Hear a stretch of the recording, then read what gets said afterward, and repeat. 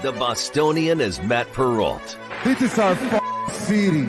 The Book is Dave Sharapan. Pay him. Pay that man his money. Together, they are the Bostonian versus the Book. You covered 12. Covered. Follow the show on Twitter at Boston versus the Book. How do you like them apples? Bringing you the best insight on sports betting news, Matt and Dave's daily picks, and an entertaining and unfiltered dive into the sports betting industry. Here's Dave Sharapan and Matt Perrault. And here we go.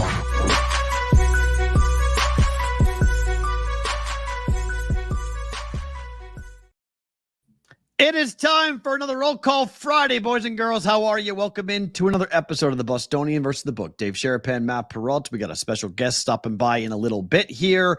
We are live on YouTube at Boston versus the Book, and the same on X, Twitter. We're replayed on Sirius XM channel 159 and on Sports Grid TV, where you'll see Dave and I later on tonight. It is my last work assignment before I head off on vacation for 9 days. So we're going to bang out that 2-hour extravaganza and then head on out to UFC 303, where you were at this morning, Dave. How are you? How are you on this Friday? You've been up and about early today. Very early. And then, my first trip to the UFC Apex and made my way around there. Got to meet some great people and saw our boy John Anik. There he is. He was wearing the Walton shirt. I said, did you plan this? What are you doing? And we had such a fun visit. And he's like, all right, I got to go. And then he MCs the whole thing. And they're like, everyone's looking at me like, who is the dude in the Las Vegas baseball jersey? I'm wearing the jersey and the hat. And they're like, what is he doing? How does Anik know him? Because he gave me a big hug. Like I ain't seen him. Wow, he's been so busy. So it was fun. And then from there, our man Sonic, I saw him posted on the Twitter. He posted his Roll Call Friday video, was great. And he said, Dave covers more ground this morning than I will all weekend before 10 a.m. And he's right, because I went from the Apex down to Circa and said hello to some people. Stay tuned. Roll Call Friday. Special Roll Call Friday before we take a break. But you guys might or might not know our guest. If you don't, you will after. But that was fun. I had a phone call, ran into Paulie Howard from VSiN. Those of you that are in the space know Paulie. He does the morning show with Mitch. Talked to him and then came home. We had a couple points of business to take care of before we started the show. But it's 12:23 right now, West Coast time, 3:23. So we're an afternoon show officially today. We're never getting off late night. That's clear. Everybody hit the like button, hit the subscribe button if you haven't already. That number's going up. We're getting subscribers to the channel, which is a really good thing to see, because apparently those numbers are very, very important to some people. So that's good. And you're leaving tomorrow.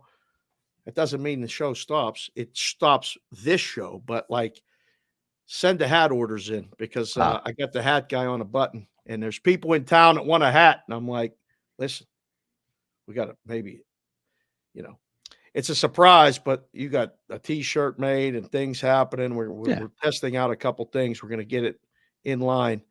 That's the text number. You can email as well.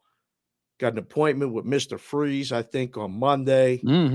Another appointment later in the week with the Iowa guy. We met nice Iowa couple yesterday. We did. Tyler and his wife. Yep.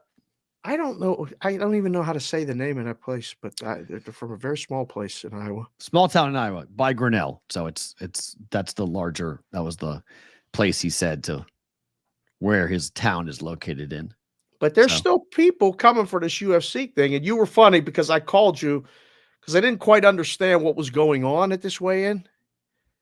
When you see these guys in person, and the girls even, like, they are so like skeletons. Yep. Some of them. Like, yep. And I couldn't understand, like yesterday at the power slap weigh-in, everybody just came out, stood on a scale, and left. Like it was dumbest thing. I'm sorry, Dana, but the power slap weigh-in is the dumbest thing we do in Vegas. There's no point in having a power slap weigh-in. I get why. I don't believe it's Dana doing it. It's the Nevada State Athletic Commission that wants it. A guy weighed in at 419 pounds and a half. Sorry, Will. What the fuck's the point of that? Why? Get that out of the way, Will. Listen, we're on summer vacation, Will. You're not. Pay attention. Why would you do that? Yeah, it was Montezuma, Iowa. Look at that AWN. Good call. Hey. Good call out of you. That's it. That's where the guy is from. That's a good point. Yeah, it was Montezuma, Iowa. That's true. But yes, I don't. Today we're a little bit different because a little bit different. There's a little different. I didn't realize that they were like losing the weight. Morning up. Town you talk like behind the curtain and wherever they're at, doing whatever they're doing. They have the time frame. They're given if they weigh in over, they're given an hour to come back to try to do it again. So to strip out that last hour, that one guy that came in at 147 needed to be down 147.5. So you're allowed to be 1 pound over for a non-title fight. So if you're fighting at 145, you can weigh 146. He weighed 147.5. And that's why he was bummed out. Pound matters. So it's got a lot to do with your entire professionalism as to what fight you're going to have to, what weight class you're going to fight at. And that's why the Brian Ortega fight has been moved, because at 3:30, according to Ariel Helwani, who reported this morning, at 3:30 this morning, they called the team for Ortega, called Diego Lopez's team and said, we're not fighting at 145. We had already planned to move up to 155 for the fight at the Sphere in September. So Ortega started to put more weight on, started to put more muscle on, and it's very difficult to lose muscle. Like, you can't do it in a very short period of time. And so the muscle on your body can only be stripped of the moisture for a certain level. The sponge can only get wrung out so much. And he was this morning at 3:30, he was at 151, and he was not going to be able to lose another 6 pounds, 5 pounds to make weight this morning. So they called and said, hey, we're either going to fight at 155 or we're not going to fight. And so they gave Ortega they gave Lopez a little extra money, and the fight's now at 155. So that's a big difference. If you bet that fight, I would check your house rules, because my guess says if you bet that fight at 45 and it's moved to 55, you may need to rebet it. Well, from the book standpoint, you don't have to rebet it. But really, from your opinion standpoint, they don't void it on a weight move. No, you just take the bets. I mean, that's the line. Yeah, that's a massive mistake. That's a mistake right there. That shows that the market's not up to speed with where it should be, because that's the equivalent of changing a starting pitcher to me. Yeah, if you don't take the game down, you just move the line. Right, but you can have bets voided and to rebet at a different price. Oh, if you list the starting pitcher, but I mean the fighters are still in there, so they're different weight. They're in there, but a different weight class. It's a totally different handicap. I mean, Ortega at 55 is totally different than Ortega at 45. He's not killing himself to make 45. He's going to weigh 165 tomorrow night. Right. He's going to be enormous tomorrow night. The weight differential between him and Lopez is going to be dramatic. You saw Lopez on the scale today. I mean, he made 55 like it was nothing. It's like he didn't even cut weight at 55. No. So it's interesting. It's going to be an interesting night for the co-main event. It's a cursed card. I mean, 303 is a mess. Really? It's an absolute mess. Conor McGregor is supposed to be the main event. He's not. There was a lot of empty seats at the UFC weigh-in. Okay. Like they had that whole big room. It's a mess. Somebody turned to me and said, why did they set up all these seats? And I said, well, Conor McGregor was coming back for this. Like there was expected to be a lot of people here. Yeah. And a lot of people bailed. Media-wise, but I mean, we talked to our guy yesterday. He's still going. Yeah, people are mad about that, though. They paid for one thing and got something else. It's not, it was like they're ordering the steak dinner and you got the chicken. Oh, please, with the steak dinner. Did you see Mikey Awesome's video today? Poppy steak dinner from Fontainebleau. That Poppy presentation. Steak. What do they do that? That's $1,000. I can't believe it. It's what do you do when bottle service girls walk over with a $2,000 bottle of champagne? It's the same thing. Just one's food, one's liquor. It's the same thing. It's a waste of money on both ends. Dumber event. The Poppy steak presentation or power slap. One you can bet on. The other one you can't. Uh-huh. I probably would win it. That'll probably be tipping this. Oh, God. That's a freeze. First freeze. Cash tickets under 15 minutes. First freeze. Snap, back, you're back. Yeah, I should be back. Whenever I click the button and it freezes, I know it doesn't go in. I'm like, I'm frozen. What happened last night? Bronny James That's was a drafted. click the graphic change button and that freezes you? No, but when I click it and it doesn't change, I know I'm frozen. That's like, oh, I'm frozen, because that's when I know that I click it and it doesn't work. What do you make of this? So Bronny James got drafted 55th by the Lakers. The Celtics had the chance to do the funniest damn thing ever at 54, and they didn't do it. They could have drafted Bronny James.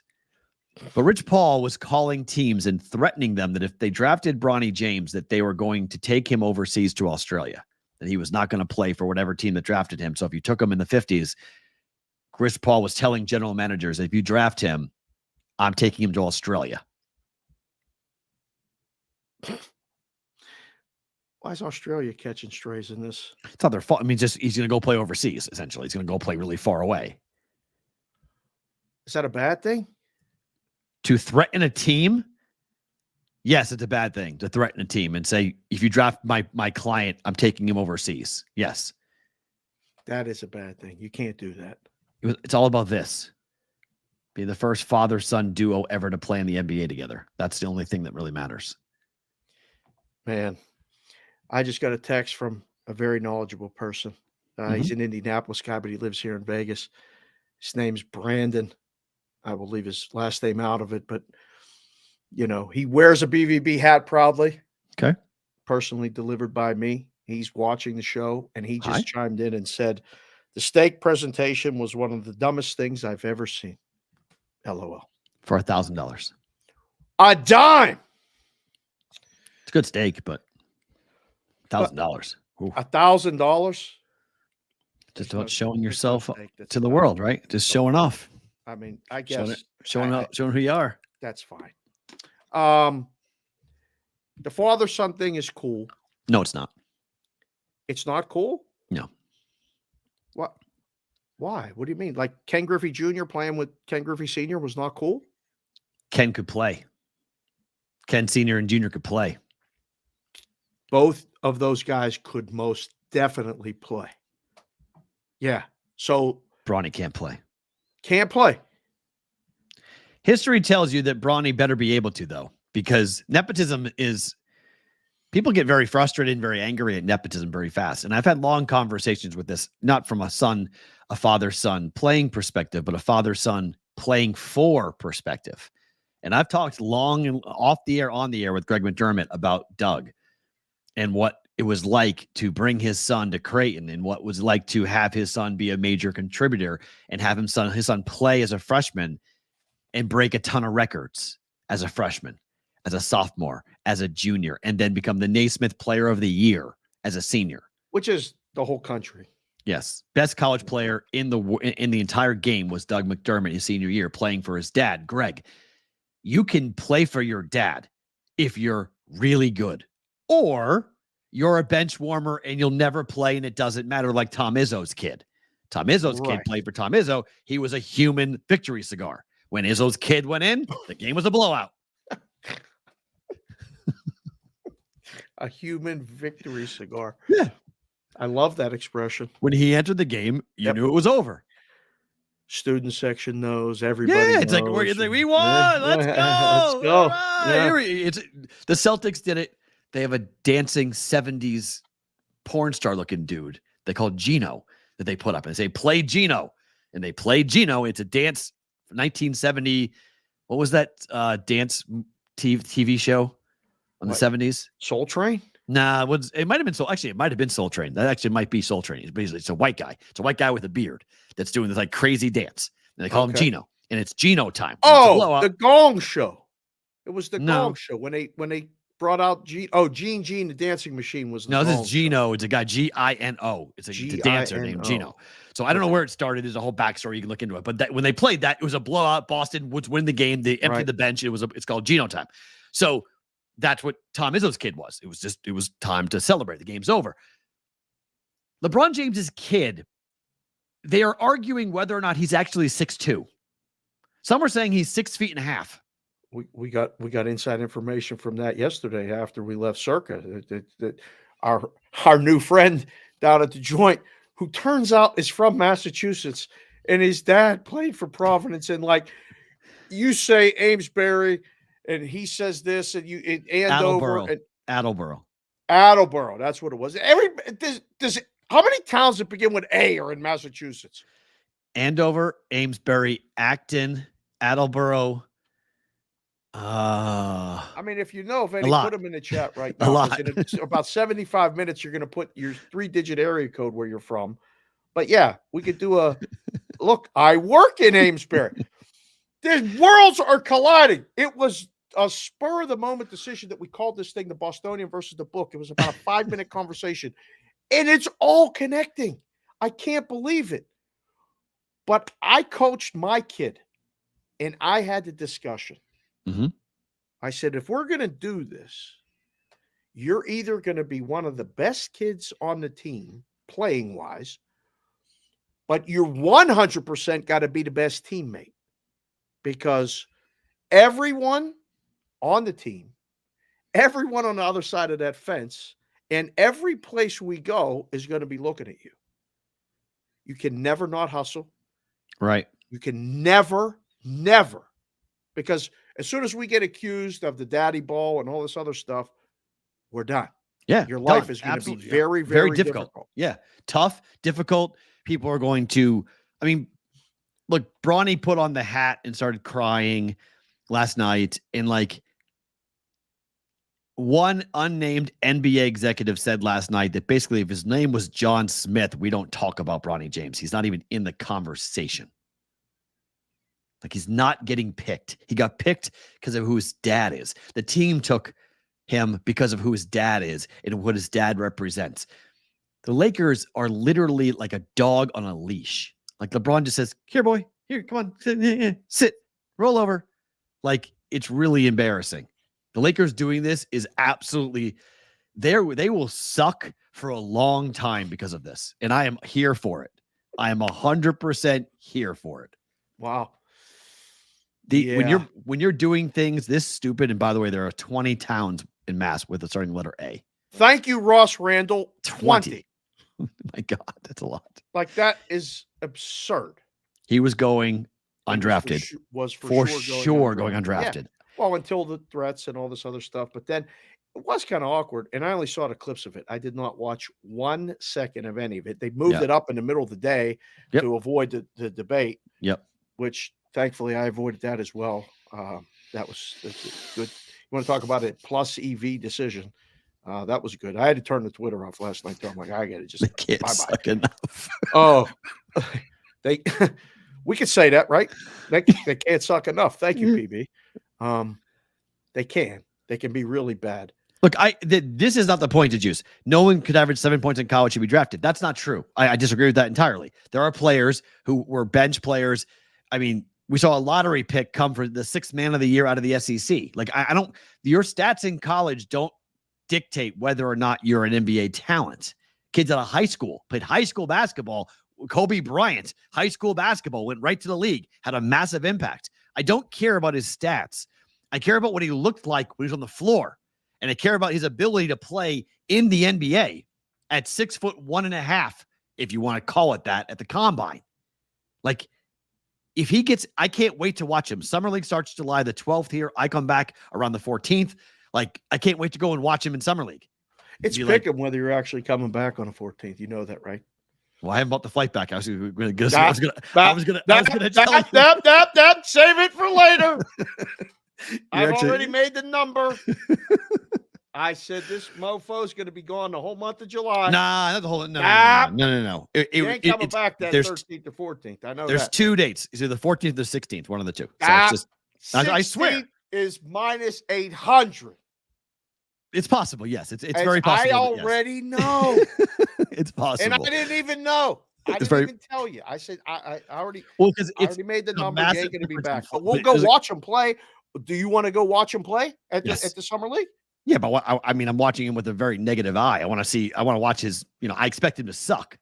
So, by the way, deuces, Butchie. Thank you. It's American Bandstand. Thank you, Gino. I knew it was something like that. Thank you. Appreciate you, sir. Yes, thank you. Appreciate that. That's what it was. Yeah, for the Celtics on that. But I'm not laddering up to the 21st. No, I have to be back. Like I can be back on Tuesday. That's the day I can come back. So I may be back on Tuesday, but then we'll debate it later as to how it's all gonna go. But the Madeline has something on the 17th. Let them dogs out. Mikey, thank you. It's really nice of you, but my God, that's all the A's. Hold on 1 second. All right, I'm going to take a moment and. So I'm from Andover. I went to school in Amherst. So for those of you listening to this show later, you're not watching, you should come and watch the show on the YouTube channel at Symbol Boston versus the Book, because we have a great chat interactive show where someone like Mikey Awesome comes in, one of our wrenches, and puts all of the names of the towns that begin with Let's see if you can pronounce all these names. This is going to be a disaster for you. If you live in the Boston metro area or any one of these towns, I will apologize right now. All right. Yep. But it's Abington. Correct. Acton. Yes. Ashkenet. I don't think that's how you say that. Okay. Well, it looks like Acushnet. I think it's how you say it. I think it's Acushnet. I think it's how you say it. Yes. There you go. Adams. Yes. Agawam. Correct. Yes. Agawam. Yeah. Agawam. Yeah. Amesbury. Yeah. Amherst. Yeah. Andover. Yeah. Arlington. Uh-huh. Ashburnham. Correct. Ashby. Yeah. Ashfield. Yeah. Ashland. Now the tough one. Athol. Atoll. Atoll. Age of silence. Like something different, Will. Atoll. Just so we can say it with our chest. It sounds like asshole, but it says Atoll. Some guy with a lisp name. Some guy with a lisp name. Vinny Konowitsky. Outstanding work by you. Athol. Yep. Now that I say it with that in mind, it's Athol. Then we have Attleboro. Right. Auburn. Yep. Avon. Correct. And Ayer. Yep. Acushnet. Yep. It's Acushnet. Yep. That's how you say it. There you go. Because it's all Native American names. So that's why you just have to figure out how it would be spaced out. Start them with an A. Yeah. They're all just. Moved on to the next town. Start it with an A. There is actually some rhyme or reason to that. Somebody smarter than me would know this. Mikey, we love you too, man. Thank you, Mikey. Really appreciate it. Damn, but like I think forget somebody who knows this. There is actually a reason why there are so many A's and B's and C's. There's a reason for it, like the way that Atoll is out there on the list. Well, no, it's something to do with the Native Americans, the way that they named the towns and the way the Pilgrims came in and like took the names. Yeah, there's a reason. There's a whole like historical reason for that to happen. So, but I am very interested to watch Bronny James play in the summer league, and I'm very curious to see what the reception is going to be for him here.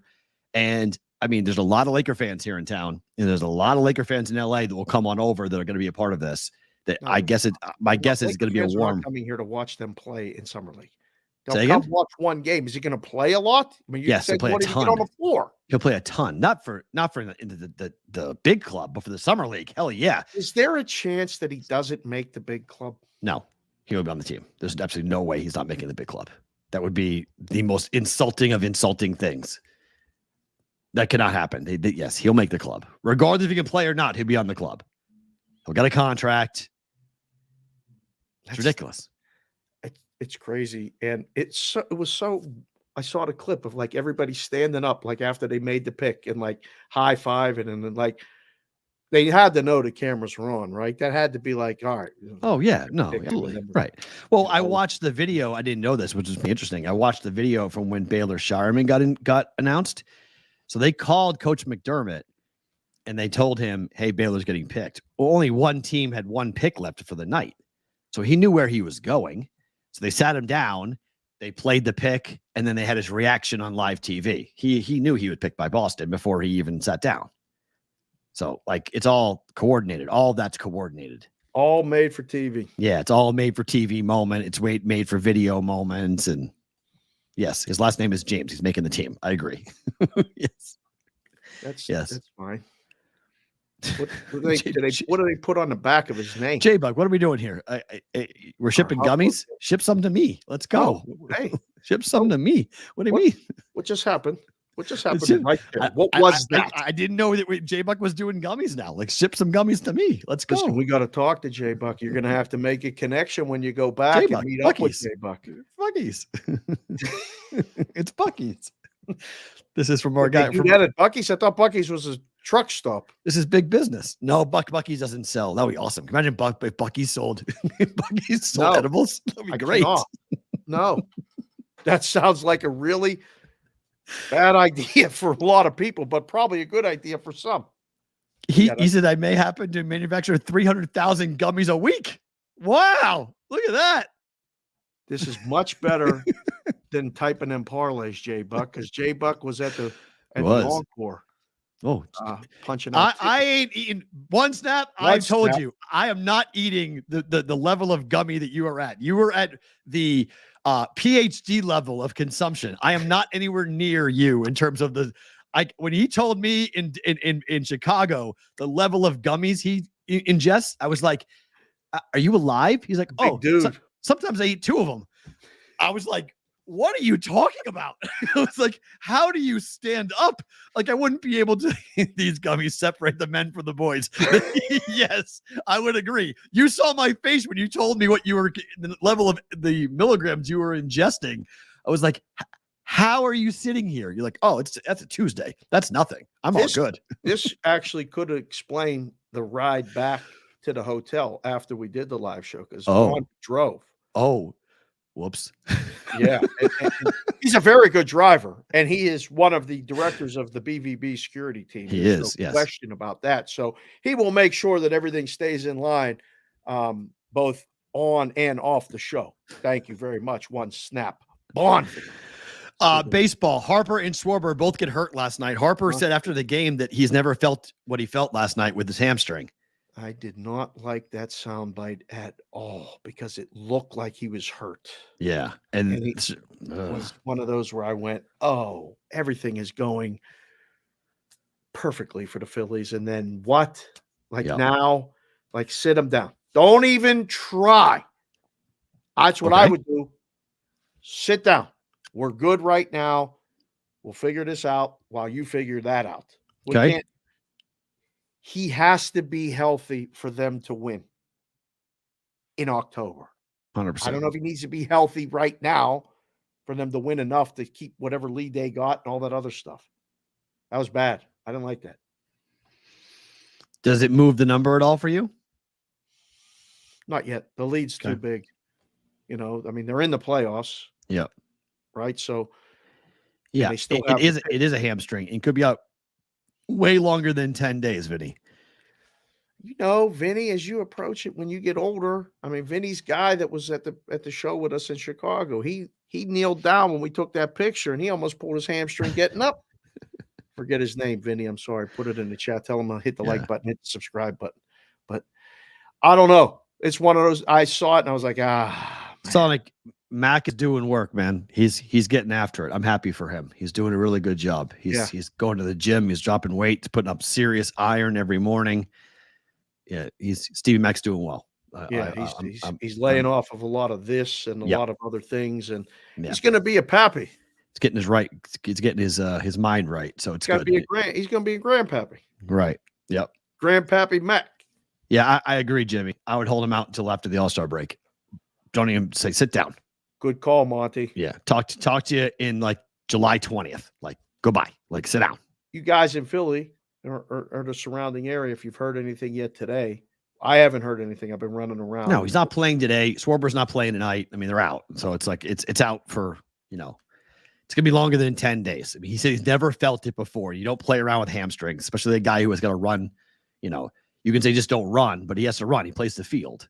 So it's not that easy just to do that. So 15-day IL for both. Yeah. It is. I think for Harper, it could be longer than that. Right. Harper could be gone for 30 more. I think he's out for a while, 4 to 6 weeks potentially for Bryce Harper, in my opinion. Sucks for the Phillies, but him right. There goes the MVP. Potentially, yes. Yeah. Potentially, no. If he's out over 15 days, doesn't come back and hit 50 home runs total on the season, was he gonna beat Ohtani?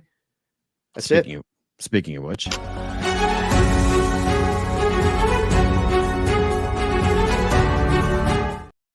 All right, here we go.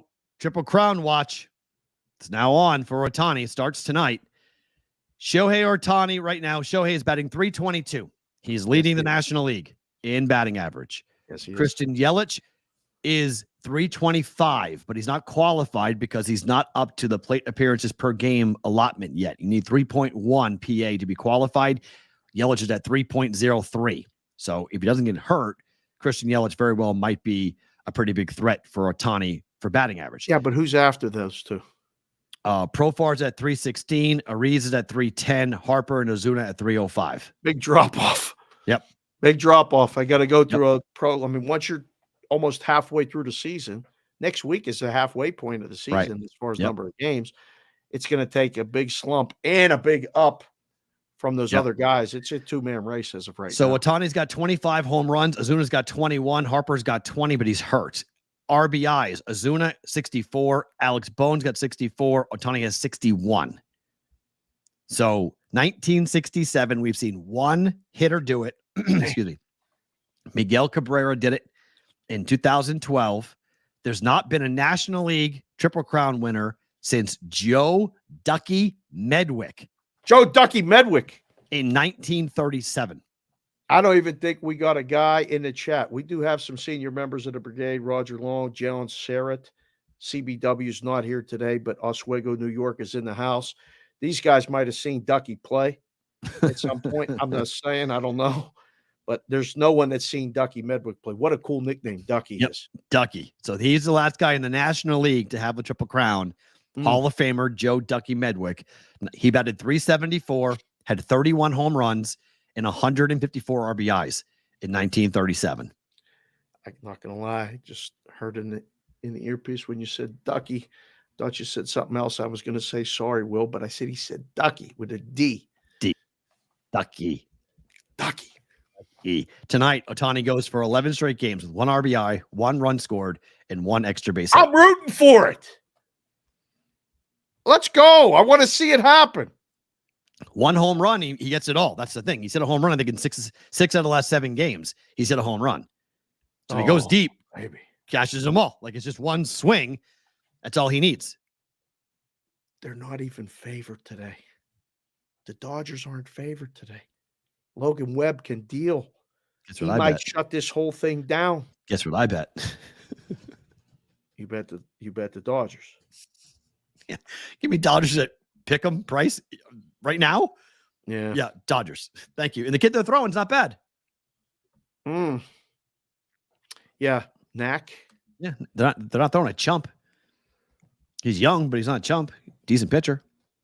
It's a ballpark. Crazy. When you look at these odds, like the overnight says around 115. I mean, that's the number. You make it that, and okay, that's fine. They bet you the Giants the favorite.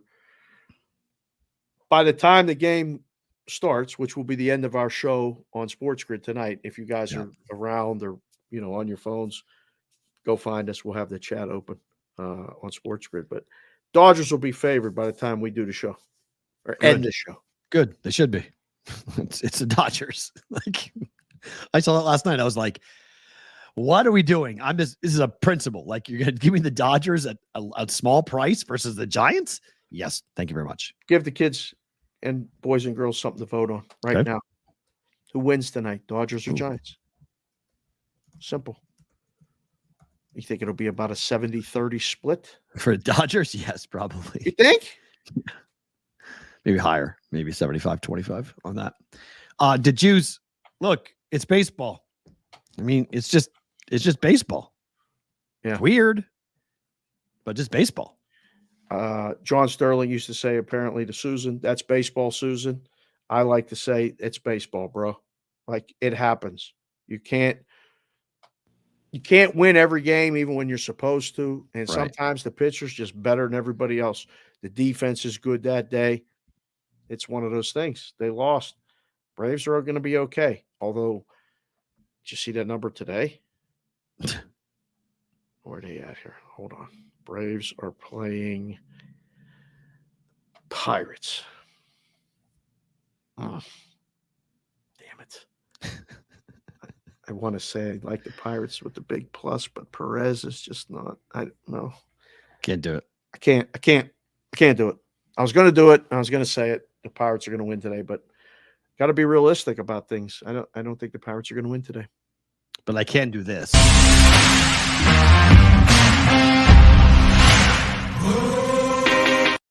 Son of a man. Wasn't ready for that one day.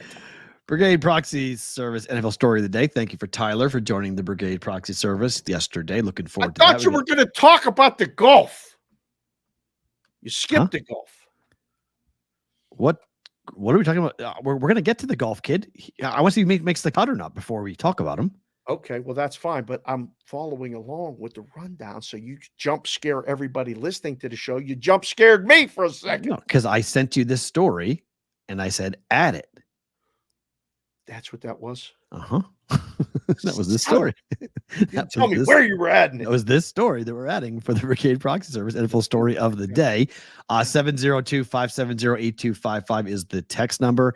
This is the better way to communicate, to make an appointment. I know we talk about this, the BVBshow.com, but the easier thing, because it goes to all of us on this, the brigade proxy at gmail.com is another way of another email. You can do it, but texting us is the easiest way because multiple people see a text message that comes in to make an appointment. So if you want to get in touch with us, this is the best way to text at 702-570-8255. And also brigadeproxy@gmail.com. Yeah, that's my point though. Sometimes we're all getting so busy right now that text messages get returned faster. So it's easier to text us. Messages get returned right away. Yeah. Yeah. Or within we get it, but it was 12 a day. to 14 hours. Someone will. Yeah. Someone emailed yesterday. It took me 24 hours to respond to it. And I was like, shoot, it slipped my mind to go ahead and write them back. Where a text message gets a quick response right away. So yeah, was that Wong or Wang? Oh no, I talked to Jeremy yesterday. We're good with that's happening later on this summer. This is a different person that had emailed in. Oh, good, okay. But Jeremy emailed in, and he'll be in. Two Wongs, one Wang for the return. Two Wong, one Wang. Listen, you can name the team whatever you want within reason for these contests. Two Wong, one Wang came really, and he picked good. This is a first. Hey fellas. Wife made me go wine tasting. Finally got to the bathroom to tune in quick. Did I miss Roll Call Friday? No. Are you peeing? Are you sitting? Are you standing right now, D Stout? I'm guessing if he's writing it, I'm guessing he's sitting, or he's doing the female version of. Well, I mean, you could. Yeah. I've seen the kids type with one hand while they're holding something else. I mean, I've seen it done. Wow. Maybe D Stout can do it. This guy drives the tractors, does all the work in the farm. He could probably text us and watch the show. You did not miss Roll Call Friday. It's coming up in about 30 minutes or so, 35 minutes. So here's the thing. Yep. We've talked about this Sunday ticket verdict. We broke during the show yesterday. $4.7 billion. Billions. As the verdict stands. 4.7 billion. All right. With a B. Okay, you're first. No, you're not. Okay, you're good. No. The class action covers anybody who purchased the Sunday ticket from June of 2011 to February of 23. If you're on that list. I am. If you didn't opt out of the class option before October of 23, you're in, meaning me. The class action covers 12 years of Sunday ticket. Based on the class action website, you must request a share at the appropriate time, which we don't know that's going to be. But this is difficult. So what will each unit of payment be? We're talking about units? Yes. Under the current verdict, and ignore the interest and fees that would enhance it, the payment would be for the residential class, $4.6 billion times 3. That's $13.8 billion. To chop up? Well, first, hold on. The lawyers get their chunk. Under their agreement with the named plaintiffs, they might be able to recover up to 40% of the total amount as a fee. So that would be $5.52 billion, with 8.28 left over for us. So now it's not just enough to divide that post fee number by the total number of class members. It needs to take into account the total Sunday ticket purchase per plaintiff, which for me, more than one, with class getting anywhere from 1 to 12 units. So at the end, it should not be nothing. 8.28 billion with 2.4 million people eligible. That would be $3,450 a piece. Oh. A piece. Oh boy. So if you What have a bad decision, and I never got that damn thing now. I could get 3 dimes. I had Sunday ticket every year for 7 years. Well, wait, it's not commensurate per year. You don't get 3 dimes per 7 years. You get 3 dimes because you had it once, right? It needs to take into account the total number of Sunday ticket purchases per plaintiff, with the class members getting anywhere from 1 to 12 basic payment units. Oh. Okay. It's $3,450 per unit you ordered each year. You get 20 dimes if you did it 7 years? I don't know, but it's 2.4 million plaintiffs. So how they're going to break it up, this is all going to be very, very interesting. Okay. As Mike Florio, Pro Football Talk, wrote, it's not going to be simple. The NFL could win on appeal and it all goes away. Oh, don't start making them bets yet. Don't start cashing that ticket. You don't count the money yet. Okay. Boy. Check the house rules. Okay. For sure. But that'd be as it's currently written, as it's currently going to go down, and we'll see how long the NFL can, tie this up in court before they have to pay everybody. But there's a potential that if you had gotten a Sunday ticket through DirecTV over the port of, we'll see how anytime since then. Yeah, it could be a ton of money. Yep. See, yeah. I had since 2013. So it sounds too good to be true. The Juice, yeah, 2013 subscriber. By the way, associate producer, we've worked with them both. We both have worked with him at Sports Grid. Sammy just said the kids pee and hold their phones at the same time. So D-Stout could be peeing instead of pooping. I don't know. We'll see. This is something worth pooping your pants about if you realize that you paid. So if you paid $400 a year for the DirecTV for 10 years, that's 4 dimes. They're going to pay you back $3,000 per year for 10 years. That's $30,000. Yep. That would have been a pretty good play.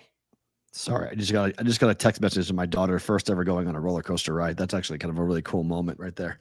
Oh, my kid is scared of her own shadow. So for her going on a roller coaster is stunning. Just to see Madeline on a roller coaster. It's amazing what the things that they'll do when not with us. Yes, like not with us. Well, I was always the one because Jessica was always like, "Oh, don't do that. You might get hurt." Or, "Oh, she's scared. Don't do that." And I'm the dad, and I'm like, "Let her do it. It's fine." And then she's at Canopy Lake Park, the Juice, in New Hampshire. Not, I don't think Six Flags New England. I think it's. I've been on this coaster myself. I'm pretty sure it's Canopy Lake Park. Do you like roller coasters? I used to. I don't anymore. Yeah, I'm not a big fan. I mean, I liked it for a long time. I mean, I did when it's one of those flip. It's one of those you go up high, drop down, and it does a flip right away. It's one of those roller coasters. Like she went upside down. The one that Maddie's going on. Yeah, she went upside down. That's what I mean. I'm watching going like my kid just went from I'm not going on roller coasters to I'm going to go one that flips upside down. Yeah, that's kind of like, wait, what are you doing exactly? Like, I'm not there. I'm not sure I'm too cool with that, but like, okay. Oh, they went up there because they have a Taylor Swift impersonator playing at Canopy Lake Park. Do you ever go to a park that has like those impersonators, like Michael Jackson impersonators and whatnot? Not a big fan. Yeah, nor am I. So 82% of the people said the Dodgers are going to beat the Giants tonight. Yep. And all of us are probably wrong. Ask wrong. The next poll for the people and the kids that are peeing, holding their phones and everything else. Okay. Do you like roller coasters? Yes or no? Oh gosh. Good question. I'm curious what kind of crowd we got in here. Because I'm gonna say, they're gonna love them. I like them when they're smooth. Like I don't like the herky jerky. I don't like the side to side. You know what I'm saying? Like I don't like the and I definitely don't like it upside down. Oh, no way. I don't mind. I mean, that's not so like in Rye, New York, for you guys who remember the movie Big, Rye, New York, there is a place called Playland, which is where they shot the boardwalk scene in Big. Is that where they did where he stepped on the piano? No, that's New York City when he did that. That was that was FAO Schwartz. FAO Schwartz where he did that in New right. York. Yep. This was a boardwalk where he found the what do you call it? The Zoltan machine. Oh, remember that when he got the whole thing? Yep. There was a roller coaster there, all wooden roller coaster, one of the oldest all wooden roller coasters called the Dragon Coaster. Those can be fun. I went on that my entire life until I started to realize I was going on one of the oldest roller coasters in America. You know it's going to work. We do, really? It's all wood. Wooden coasters are scary. How about the sounds that the wooden roller Yes, coaster? if you don't like the herky jerky, that's all the wooden roller coasters are herky jerky. Yeah. Thank you, JPC the fourth. He said no corkscrews for Dave. No. Not a big fan of the corkscrew. Well, but corkscrew, so if you like the smooth ones, almost all of them go upside down. Yeah, not that. I went on one that changed my life with the kids. I believe it was out west, either at I forget the name of the park. It was at Disneyland, but it was the other one at Knott's Berry Farm. It hung from the top. Oh, the roller coaster hung from the top. So, like when you made a turn, you just leaned up and you came back and you leaned up. It was so nice. It was fun, and I enjoyed that. But I broke my cherry on roller coaster Geauga Lake. Well, it was the first time I rode a roller coaster. I could say that. Can we not stay? Listen, we got a week with no shows. We got to give the people what they want. Can we not call it that? Oh my First God. time I Oh my rode a roller coaster was in Geauga Lake, and it was a double loop. Okay. We went up and it spun and then it spun and then went up and came back and went backwards through the loop. Oh, yeah, no. I got off of that thing and I went right to the garbage can and Threw up? all of lunch. Wow, came really? out.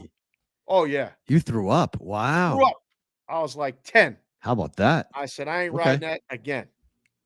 Never again. And then in high school, you know, the girlfriend in high school, she got whatever she wanted pretty much. I was in love. She said, you have to ride the roller coasters with me. And I'm like, I'm not really a fan of the heights and the this and that. And she's like, will you please ride the roller coaster with me? And I was like, sure, I'll ride the roller coaster. Sure. But that was it. Now the kids ask you, like, will you ride the roller coaster with Maddie? If she likes it, do you think she's going to like it enough to ride it again? I'll find out because that would be really fun to do with her when I'm back east. So she's with me for a week and then she's with my mom for a week. So they scream real loud when they ride. Yeah, I can imagine. She's 10 screaming loud. But I mean, I think in terms of like, I'm really proud of her because like she's very, very timid. So like if this is going to be the next like iteration where she goes to the complete opposite and becomes like a thrill seeker. Thank you. I can't speak today. I was trying to get other words this morning. Got a lot of things that you got to take care of in the next 24 hours. Very I'm really true. just hoping we get through the show and it gets posted correctly, and then we'll somehow figure out Sports Grid. Right, exactly. So I ended up like I think I'll end up going there and being like, do you want to do it? Because I'll do it with you as much as you want to do it because I want you. Like this is a kid who doesn't like sleeping by herself. Like she doesn't like doing anything by herself. So this could be the summer of Maddie growing up. No fear, fear summer, and I'd be in love with it. Hey! I mean, it started a little bit because she said to me, "I don't want to go to fireworks. I want to light off fireworks on the 4th." Boy! And I was like, "Really?" She's like, "Yeah, I don't want to go see fireworks. I want us to buy fireworks and go light them off." Yep. I was like, "Okay." In Mass, that's a little difficult to do because they're like super illegal. So like you have to like figure out some things to like where you're going to be and what types you're going to let off. And, you know, got to go to a beach and make sure there's not cops down there. So there's a whole different thing on that. But like it'll be fun. I mean, it'll be fun if that's what she wants to do. I'm in. The 4th of July is craziness here in Vegas. I normally land. Normally I go and I come back and I land on the 4th of July. So then I'm seeing all the fireworks here. I mean, people who have dogs. You haven't been in the neighborhood, like for the neighborhood, like what they light off on the curb and on the street. It sucks. I mean, dogs get really tortured on the 4th here. And people like all over social media, they're like, do you have to do this? Do you have to? My dog's going crazy. And it starts on the 1st or the 2nd. Yep. And it's every night. And then, I mean, last year somebody lit off a M80 or something like. We thought the house.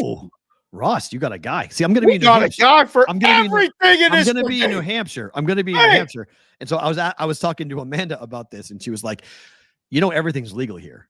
I mean, what do you mean everything? She goes, everything's legal here. Live I was free like, or die. I can go get M80s. She's like, yes, you can get whatever you want in New Hampshire, including M80s.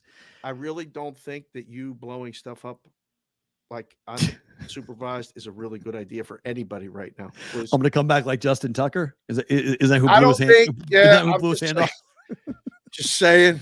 We got little Brooksy now, part of the. Isn't that thing. what it was? Which giant blew his hand off? Which was it Tucker? No, it wasn't Tucker. Which giant blew his hand off? I'm forgetting which giant blew his hand off. JPP. Thank you, JPP. Yeah. JPP. Pierre Paul blew his hand off. That's right. Yeah.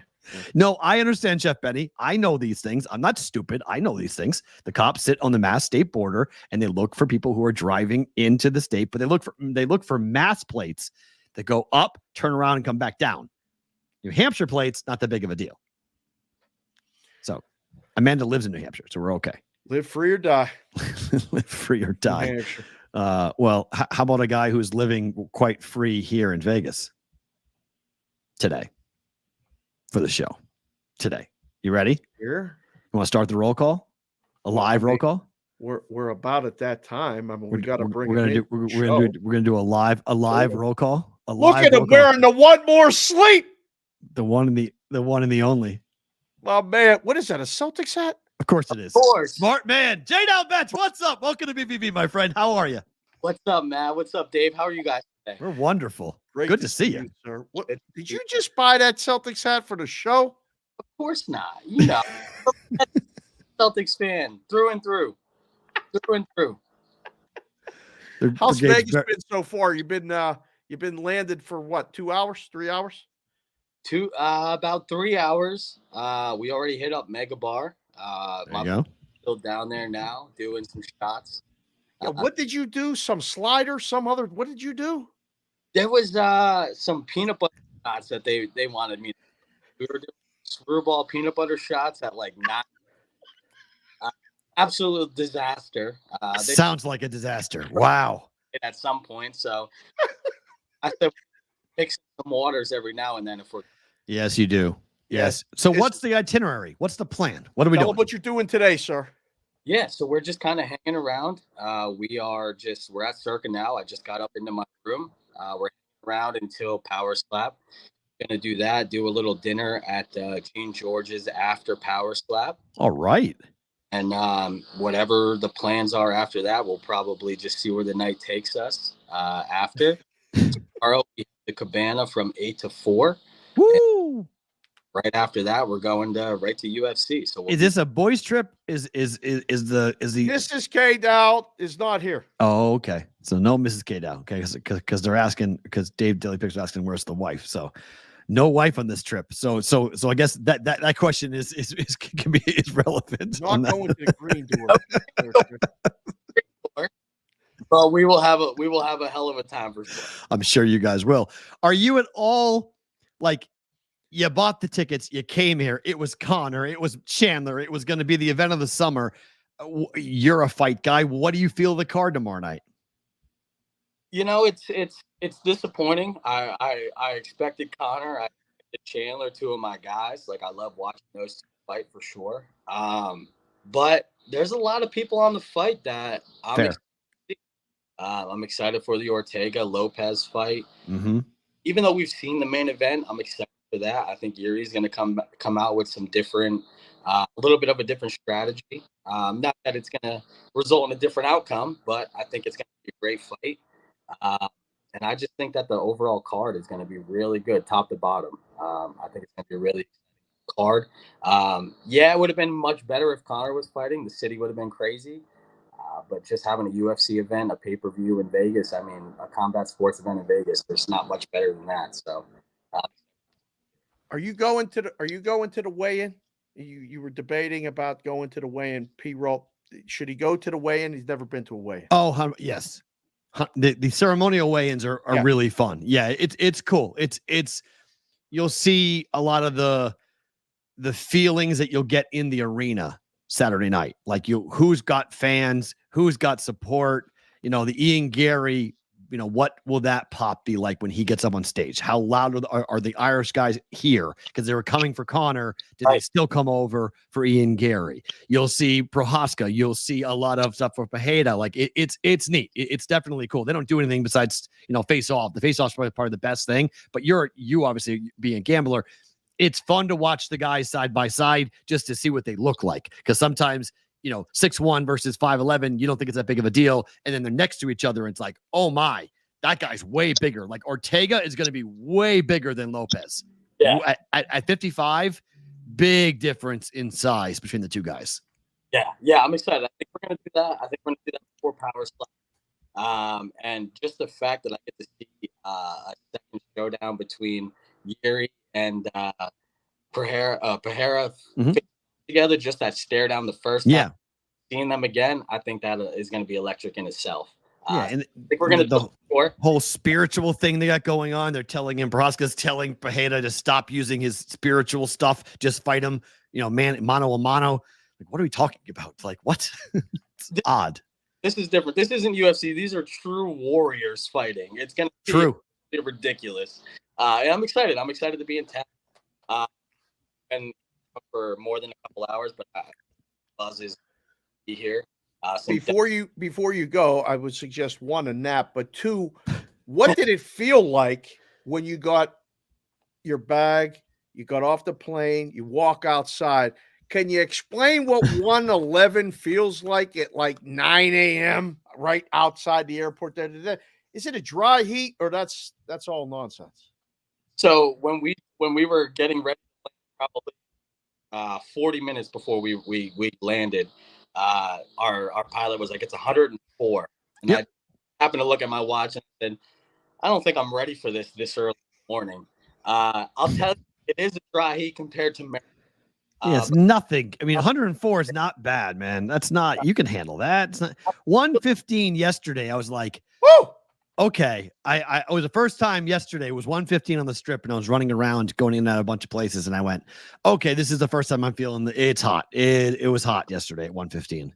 Yeah, I'll tell you what. I'm glad we have the cabana because there's no way it's gonna be warm. The sun's definitely gonna be hot. Listen, buddy, thank you for coming in. We appreciate it. We'll catch up this weekend. All right, good to see you. Thanks for coming in. Absolutely. Safe travels, Matt. Talk to you later. Thank you. That's one Mr. J. Dow Betts joining us here on the Bostonian versus the Book. Great to get him on the program here for a roll call in a Vegas. No, he came out to the live show we did last year.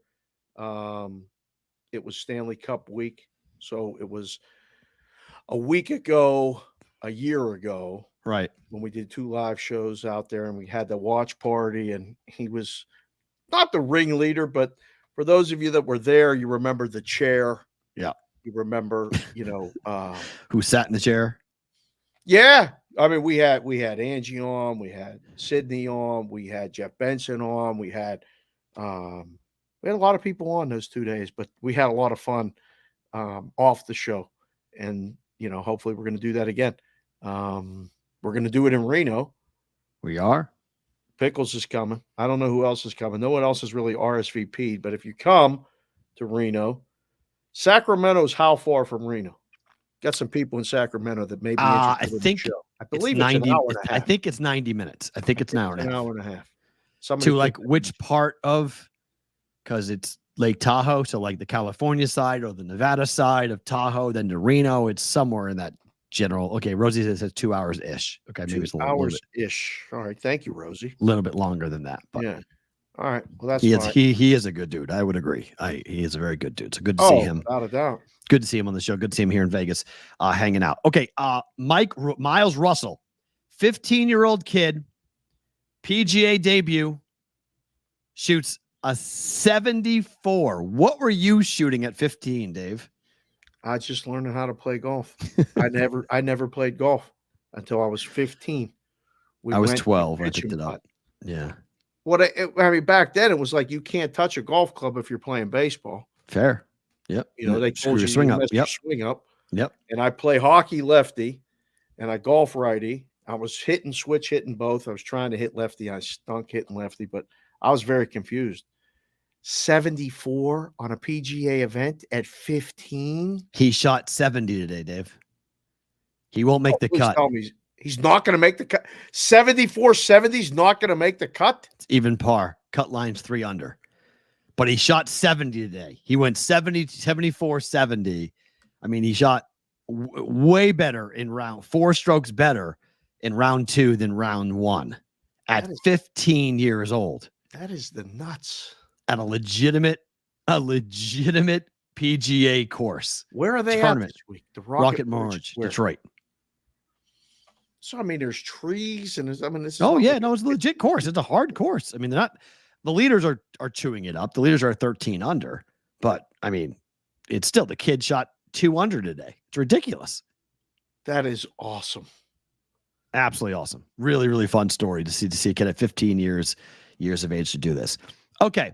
2 interesting stories, and then we'll get to one. Where were you on this date back in the late 90s? And then Roll Call Friday. So got about 15 minutes or so before we get into Roll Call Friday. Okay. So let's get into this. This is a tweet from our friend Steve Brubaker, who put this out this morning. Yep. About beards. As Steve wrote on Twitter, beards, they should be against the law or rule in every state, but they may not be. I doubt any legislature understood that betting accounts would be used by third parties to get down multiple bets in multiple states. And I'll tell you, ending that practice is an easy bill to pass. Now, this is only 3. He had a very long thread, but a little bit more technical, but feasible. If the third party controls the beard through types of bets and a third party money, who controls the account? Each state limits account holders to single accounts. Does the sharp not become the holder of multiple accounts? Smells like it. Illinois law handles it this way. Wagering on behalf of a third party who is otherwise prohibited from wagering pursuant to the act or this part. Prohibited because the third party was not in the state where the bet was placed. Can you, Mr. Book, police beards? No. Should they be outlawed? I mean, this is about old time. This has been going on since the beginning of time. But even when you're calling on the phone. Okay. Like, you got a guy that you were answering, on the phone, and you don't know where he's getting the play from. You don't know where he's getting the money from. You know what I mean? You hope to get paid. You were booking it on credit then. Mm-hmm. So now everything has gotten more technologically advanced. Beards is a term for someone betting for someone else. And Butchie has a special on beard oil. It's not the beards on your face, boys, that we're talking about here. This is a real thing. And can it be outlawed? How are you going to do that? The actual practice of it makes it, I think, impossible to outlaw. They'll figure out the next way in. When was the first time you heard the term beard? Well, I mean, my dad always had a beard when I was young. When I was in 7th grade. No, I don't mean an really actual beard. I mean, that's when we started talking about beards in 7th. I know, but like the first time I heard the word beard, I was in college. Oh, it was in reference to someone who was concealing that they were in the closet. Oh, they had. This is a different type of correct, but that's it's a woman who marries a gay man. That's what a beard is. So he can pretend he's straight. That's when I first heard the term beard. I didn't know what the term beard was in the gambling space till I came to Vegas. And I was like, someone would say, "Oh, there's a beard." I was like, are we talking about the same type of what are we talking about? Like, wait, time out. like, no. It's an impersonator. It's a proxy. It's someone who's doing it, making a bet on behalf of somebody else. It's not, yeah. It's like, oh, different type of beard. This is a totally different type of beard. I've never heard the beard word used. Really? It was a whole Seinfeld episode. I don't remember that. Yeah, it was. Yeah, so that was in college. That was the first time I heard that term. I was like, oh, that's what someone like. I'm his beard. It was like girls would brag about being guys' beards. So like that was just like wow. Concealing the identity of someone who's in the closet. That you're marrying or dating somebody to make it look like you're straight and you're not. So like it's all it's that was what I came across that used in that expression. I've known the beard as the thing on your face or someone betting for someone else for the longest time. I heard about it when I was in high school, because somebody had to do it. The guys I knew that were taking the bets were like, is that guy a beard for that guy? What are you talking about? Do you think he's getting the plays from him? I don't know. I just think it's funny that they chose that term. I was like, do you guys know what that, like, there's a whole double entendre there when you're running around saying that's my beard. Well, really? Okay. I will be very interested to see if, like, maybe at a big thing like Bet Bash, this is addressed. I highly doubt it. No, well, because being gay, changing the name. But this was back in the 90s and early 2000s when being in the closet was something you had to be really careful of. Like you could be discriminated against, or you couldn't marry people. Like there's a lot of things. We have progressed as a country as to come into the idea that like it's not a big deal if you're gay. So like this is back when people were really trying to conceal it and really trying to stay in the closet. We've come, a long way in this country of being more accepting and being more open to the idea. So it's interesting to see that term, though. I was like, when I came to Vegas, I was like, huh. So anyways, that's not the point we're talking about it. But how do you, as a book, how do you protect against this? Can you protect against it? Proxy betting? You have to know who your customers are. But how? I walk into Atlantic City. I live in Las Vegas. I walk into Atlantic City. I'm in the sports betting space, right? I walk up to a sports book. I've got 10 dimes in my pocket, and I say, hey, I want to bet on the Red Sox tonight for 10,000. How do you know that's my play? I don't. The first time, I have no idea. But if we take 10,000 a game, okay, we take it. I'm not trying to profile you on the spot. If you have 10 dimes and you want to bet a game and we take 10 dimes, I don't care who you are. Okay. So your second and third and your fourth play after that, or you come in and you ask for big limits, or there's a bunch of different ways that. But see, against the law, he wants to make it against the law. That's amazing. I love Blue. So making it against the law. Against the law, you say I'm making it against the law to proxy bet for somebody else. I don't know how in the hell you prove that. Using a proxy term because we're involved with a proxy, and it's not that. It's the same thing, though. Proxy. I mean, we're putting. We're putting in contest picks. We're representing legally. We're legally representing somebody. Lawyers are watching this, and we know lawyers are watching this. It's not a proxy. It's not. It's different, but it's very different. Fine. It's a beard, whatever you want to call it. I'm placing the bet for somebody else. It's not my bet, but you don't know me from Adam in the book. In the book, you don't know who I am. So I'm walking off the street. I'm just somebody who shows up. I got $10,000. I'm walking up to, I want to make this play. And what you just said was you can't do it in the first one. You only do it for the second and the third. But the law, I can't. That's like saying I can kill you, but the second person I kill, that's illegal. But the first person I kill, that's not illegal. Talking about betting on the Red Sox and murder in the same. I'm just saying a crime's a crime. Well, my point is, committing a crime is committing a crime. So if it's a sports book, how do you protect yourself against somebody if Brubaker had his way? How do you protect yourself against, because I've asked you this question late night when you and I are banging around ideas. I have said on numerous topics, how is that illegal? Like how is taking, but he wants to make it illegal. He's saying it should be illegal. Well, that would be a long, arduous process to get that to be a law. I don't know. I think he said it's easy. He said it's easy. He said it's 2 seconds.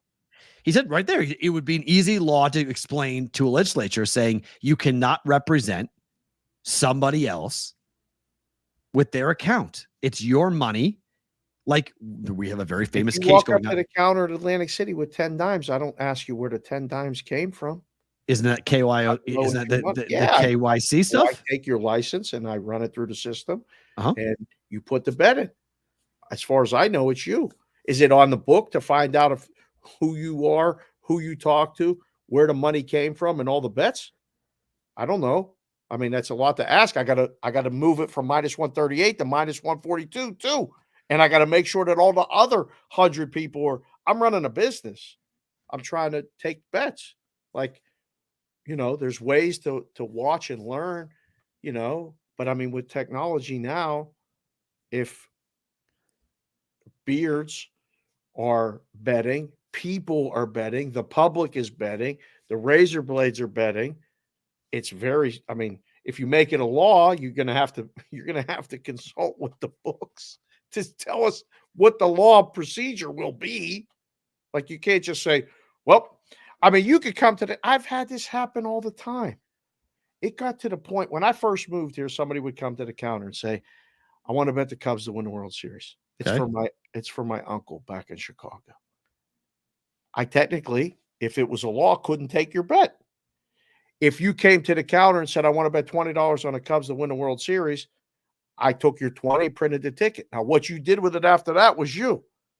But if you told me ahead of time, I'd be like, oh, I can't take that bet. That's not for you. Okay. I mean, it got to that point by the end of my time at the counters, we would have to tell them, I didn't hear that. You know, people would have to say, I didn't hear that. Because if it's not for you, you don't get the bet. Well, now on your phone, how do I know who's pushing the buttons? You log in, you're an account number and a password. I don't know who. I don't know who's pushing the buttons. So, you know, they would, i.e., you would need informants. Well, you think? I mean, you need that at minimum. The technology now can pinpoint you where you're at when you log in. Now, if me and you log in and we're both sitting at your house, right, it could be assumed from the book that one of us is a beard for the other one. I mean, but why? Married to you, I'm just saying. But how? I mean, how? I mean, isn't that sort of a leap? What do you mean? Isn't a big leap? 500. Okay. On the bet, whatever it is, it's Ohtani to hit a home run tonight. All right. Well, we're sitting in the same place, so we have to be working together. One of us is betting for the other. Like, it's weird how the assumptions can go. So, see, is it? But Dave's Daily Picks, I get your point with the anti-money laundering laws and tax law, but I mean, there's a pretty famous incident which we won't get into here, but going on right now that's involving beard betting and involving who gave money to whom, and I haven't heard a single person bring up tax evasion or anti-money laws. Oh, it's a lot in the comment sections. Correct. Okay, by people like. That's like me saying it. I haven't heard an actual person involved in government, in law enforcement, taking a very famous case that's being played out on social media and say, hey, you know, this is a... I'm not hearing any of that. So I don't know. Is that what it is? I'm not sure if it's an anti-money laundering. People on social media that have somehow got JD degrees. Correct. Lawyers overnight. Like, we just have this is platform a portion of the show. You know, but we are not lawyers, neither one of us. Yeah, the source of the funds has become a KYC thing. Hi, Kelsey. Hi, Kelsey. That's my daughter? Yeah. Oh, really? Hold on, I'll put it back up a second. Drunk one. If it's an adult making a bet on their own accord, is there really a basis for it to be illegal? If it's not your money, if you're representing to the book, you've signed up, you've given us your ID. Mm-hmm. Now, with the mobile signups, I have never had a mobile signup. I've never done it once. I still live in Nevada, and my accounts are all in person, where you go in and you sign up in person. But if I sign up at a mobile account, all I have to do is put a picture of an ID, send it in. It could be anybody on the other end of that. I could do it 10 times. Give people, you know, the whole neighborhood, here, sign up for an account. I'll give you the money, deposit it. Now I have 10 accounts. It can be done. Hi, Kels. Who is that? It's a rat? Is that a rat? It's a mouse. It's a mouse? Mouse in the house. What kind of avatar is that, Kels? Come on. Doubles and bombs, bro. Quit being a mouse. Let's get it together. You're going to college in 2 months. Come on. It's the book's prerogative. Right? It is. Is that a different Kelsey? Oh, it must be a different Kelsey. Oh, I thought that was my daughter. So did I. Oh, hi, Kelsey. I'm sorry. Matt assumed that it was my daughter, Kelsey. I did. So I thought it was my daughter, Kelsey. Kelsey, I apologize. Your avatar is fine. Yes, Thank you fine. for being Sorry. here. I apologize.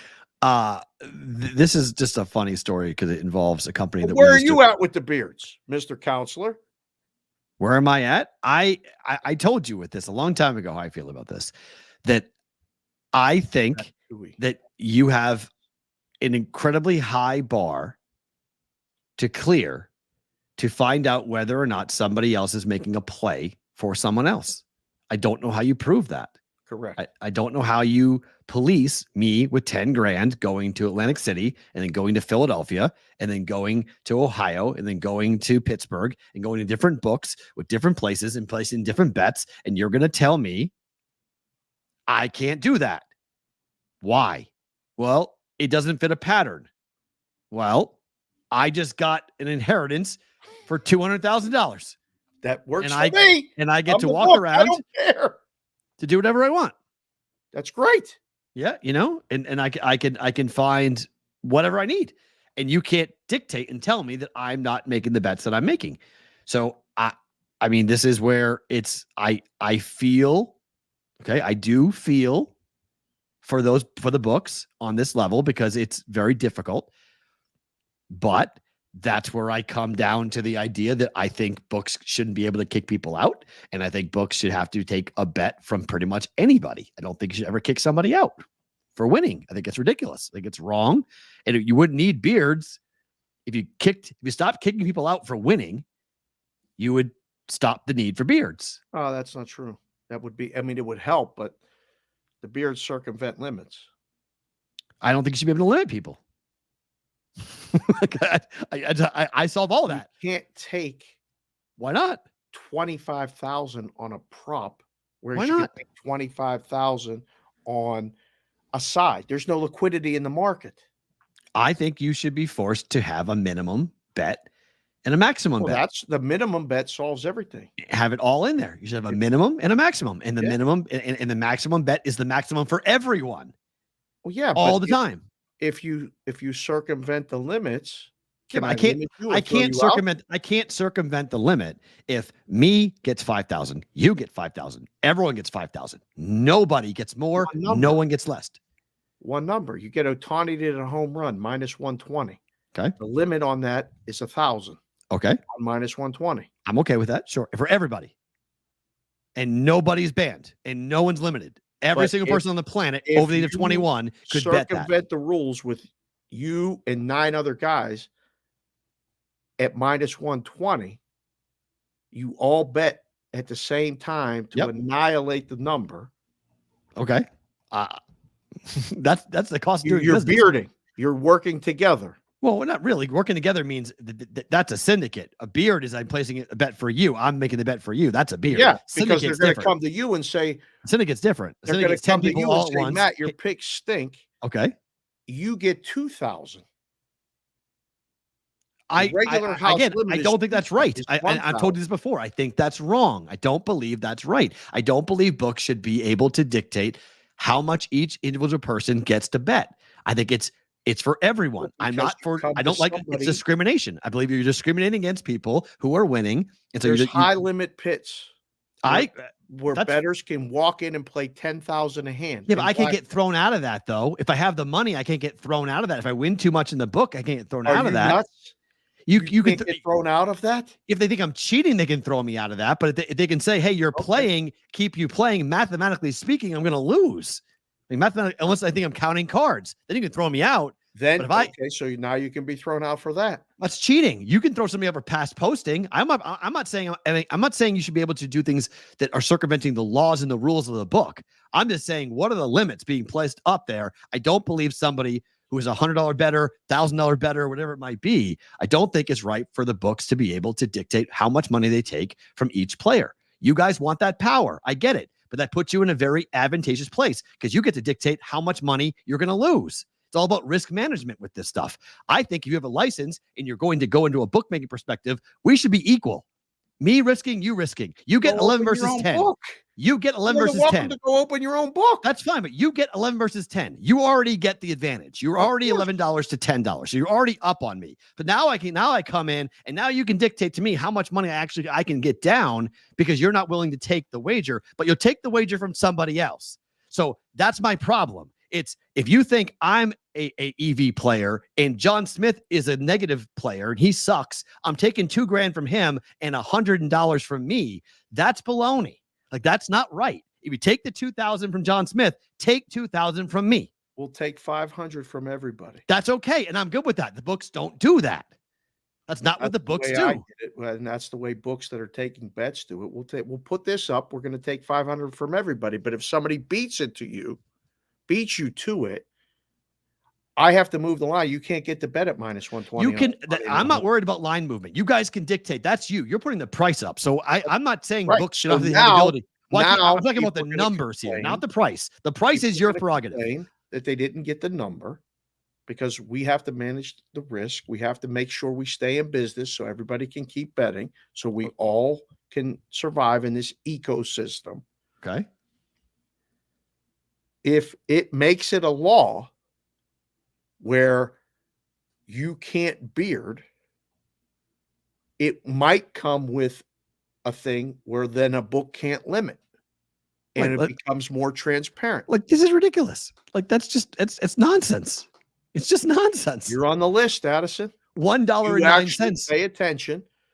And now the book can put you in a bucket and a profile that says you will have to find somewhere else to go play. Because 109, it's your prerogative. You're right, but you guys have too much power. The books have too much in this country. I'm not talking about globally. It's all bets are off. I'm talking about America, okay? U.S. regulated books where taxpayer dollars have been utilized, and we're putting people to work to police you, watch you, to be a part of this. Okay, legal sports betting in America, state by state basis. It's you guys have 11 versus 10. You have enough of an advantage already. If you take $1,000 from John Smith, you take $1,000 from everyone. Anyone who walks in, it's just, I've used an analogy before. When you're in radio and it's a political season and XYZ candidate gets $100 a spot, then everyone who's running for office gets $100 a spot. Yeah, but it all is the same. Hold on, media guy. You want to call a spade? They charge big corporations a ridiculous amount of money for ads versus a local business. They're not registered. For the same ad. No, wrong. They're not registered as political parties or political candidates. Those are PACs. Yeah, the political ads. If you run a PAC, I'm charging you 25x. Right. That's fine. You're not legally protected. There's no protection in place for someone who is using the public airwaves. You're a public action committee. So I'm coming after you because you want spot on my station. I can charge you what the hell I want. If you're running for mayor in the city I run a station in, they go to the lowest rate that I've charged anybody in the entire over 12 months. Yeah. My lowest rate you get, and every other candidate gets that rate. Well, and I can't discriminate. I can't say I'm a Democratic leading station, so I'm not taking the Republican money or vice versa. I have to take it at the lowest listed price with the Federal Election Committee that everybody with the FCC has to have. Private businesses, they're not PACs. They're not political. What are you talking about? That's true. I would agree with you. You're right. It's a fair point. Yes, it's a fair point. It's running a business. It's private until we're talking about tax dollars being in place. And the tax dollars coming out of the sports books, that has a public interest. So it's a business, but the license is public. You are licensed by the people. You can't just do whatever you want. You're licensed by the people. So in order to get a license, you must go through the people, the representatives, the people who are put in place by the public to be in charge of said committees to get the license. They should have asked all this before they took all the money for the licenses. We're equating different conversations. You're right. Yes, of course. But this is not the talk we're having. We're talking about whether or not you could make a beard bet in a legal practice. Right. And so I believe, look, you don't like this. We've talked about this for a long time. I'm on Rufus Peabody's side on this. I believe there should be a Bill of Rights for gamblers. I think there should be a well-known explanation of what the books can and cannot do. And the books can't just do it whatever the fuck they want when they want it. Same with casinos? Sure. I'm fine with either or. Same with casino games? Sure. I'm fine with the public knowing when Same they walk with the weed dealers? What do you mean? Same with the weed dealers? I'm confused. What is no, that? there should be a bill of rights for everybody. But what's this? Hold on, time out. But why? What? No, what is? I'm What talking is about marijuana? vice There are rules. Hold on. There are laws on marijuana. There are what you can do. There are level of THC you can sell. There are an age requirement. There is a consumption requirement. There are laws for cannabis in this country. Okay. So so somebody that's addicted to it and has a problem can go in and buy it as long as they stay under the legal limit. what does that have to do with what we're talking about? I'm just thinking of a vice business that you want to make all these things for a book. It's completely different. It's a completely apples to oranges argument because if I'm addicted to tax money, what are you talking about? If I'm addicted to gambling, if I'm a sports betting issue, there's places in place where I have to be worried. If I'm serving alcohol to somebody, I have to be concerned. If I overserve somebody, I can be held liable. There's all different laws in place for people that are doing things. If someone is a knowing addict and you're going to help them or allow them to keep going, you're held liable for enabling them. So there's all laws in place already for all of this. Now for not doing that. And there should be things in charge for that. There should be things in place for people who are going. Probably a hell of a lot more important than worry about bearding. I mean, yes and no. I mean, it's got a whole different connotation to it because we're not talking about this in terms. I'm talking about the Bill of Rights for when someone comes in to want to make a wager and you guys behind the counter get to dictate whether or not that person gets the money down based on their history of winning, which is what they're supposed to do in gambling. You're trying to win, and you're telling me that I win too much, which some of these people are every day too. How much? I mean, what's Addison playing? Every day too. $200 a bet, $300 a bet. I mean, he's limited to $1.09. Well, that's it's insanity. Bet 365. I don't. It's insanity. It's a Bill of Rights for a private for a private business. Someone said, "We hung with it, Benny." For a private business, there's Bill of Rights for everything in terms of private businesses. You got to be 21 to walk into a bar. You can't serve my kid who's 10. You can't tell me it's a private business and you're not addicted. You don't have to abide by laws. You have to abide by laws. So you can pass a law for a Bill of Rights for people. You can do that. Good luck. I mean, the states don't even talk to each other about how they take the license. I mean, look, there's a million problems, thousands of problems when it comes to all this stuff. But it's a very interesting thing right now in the country because your point that you made a long time ago is very true. We're talking about, I mean, maybe 1,000 people in the country. Like 2,000 people? What, that are beards, that are professional? Just in terms of like who are at the level that the books are worried about. Oh, I don't know. I can't put a single number on it, but I mean, it can be anybody because you can take a whale who's a losing customer and is a lawyer and known customer and flip him and get the lights turned out. The guy can come in and turn your lights out. So you have to be on guard every day. It could be 1,000 today. It could be 2,000 tomorrow. It could be infiltrating everywhere. I mean, they're like, you don't know where it's coming from. So you're going to turn the light on. There's going to be people that aren't going to be happy about this Bill of Rights.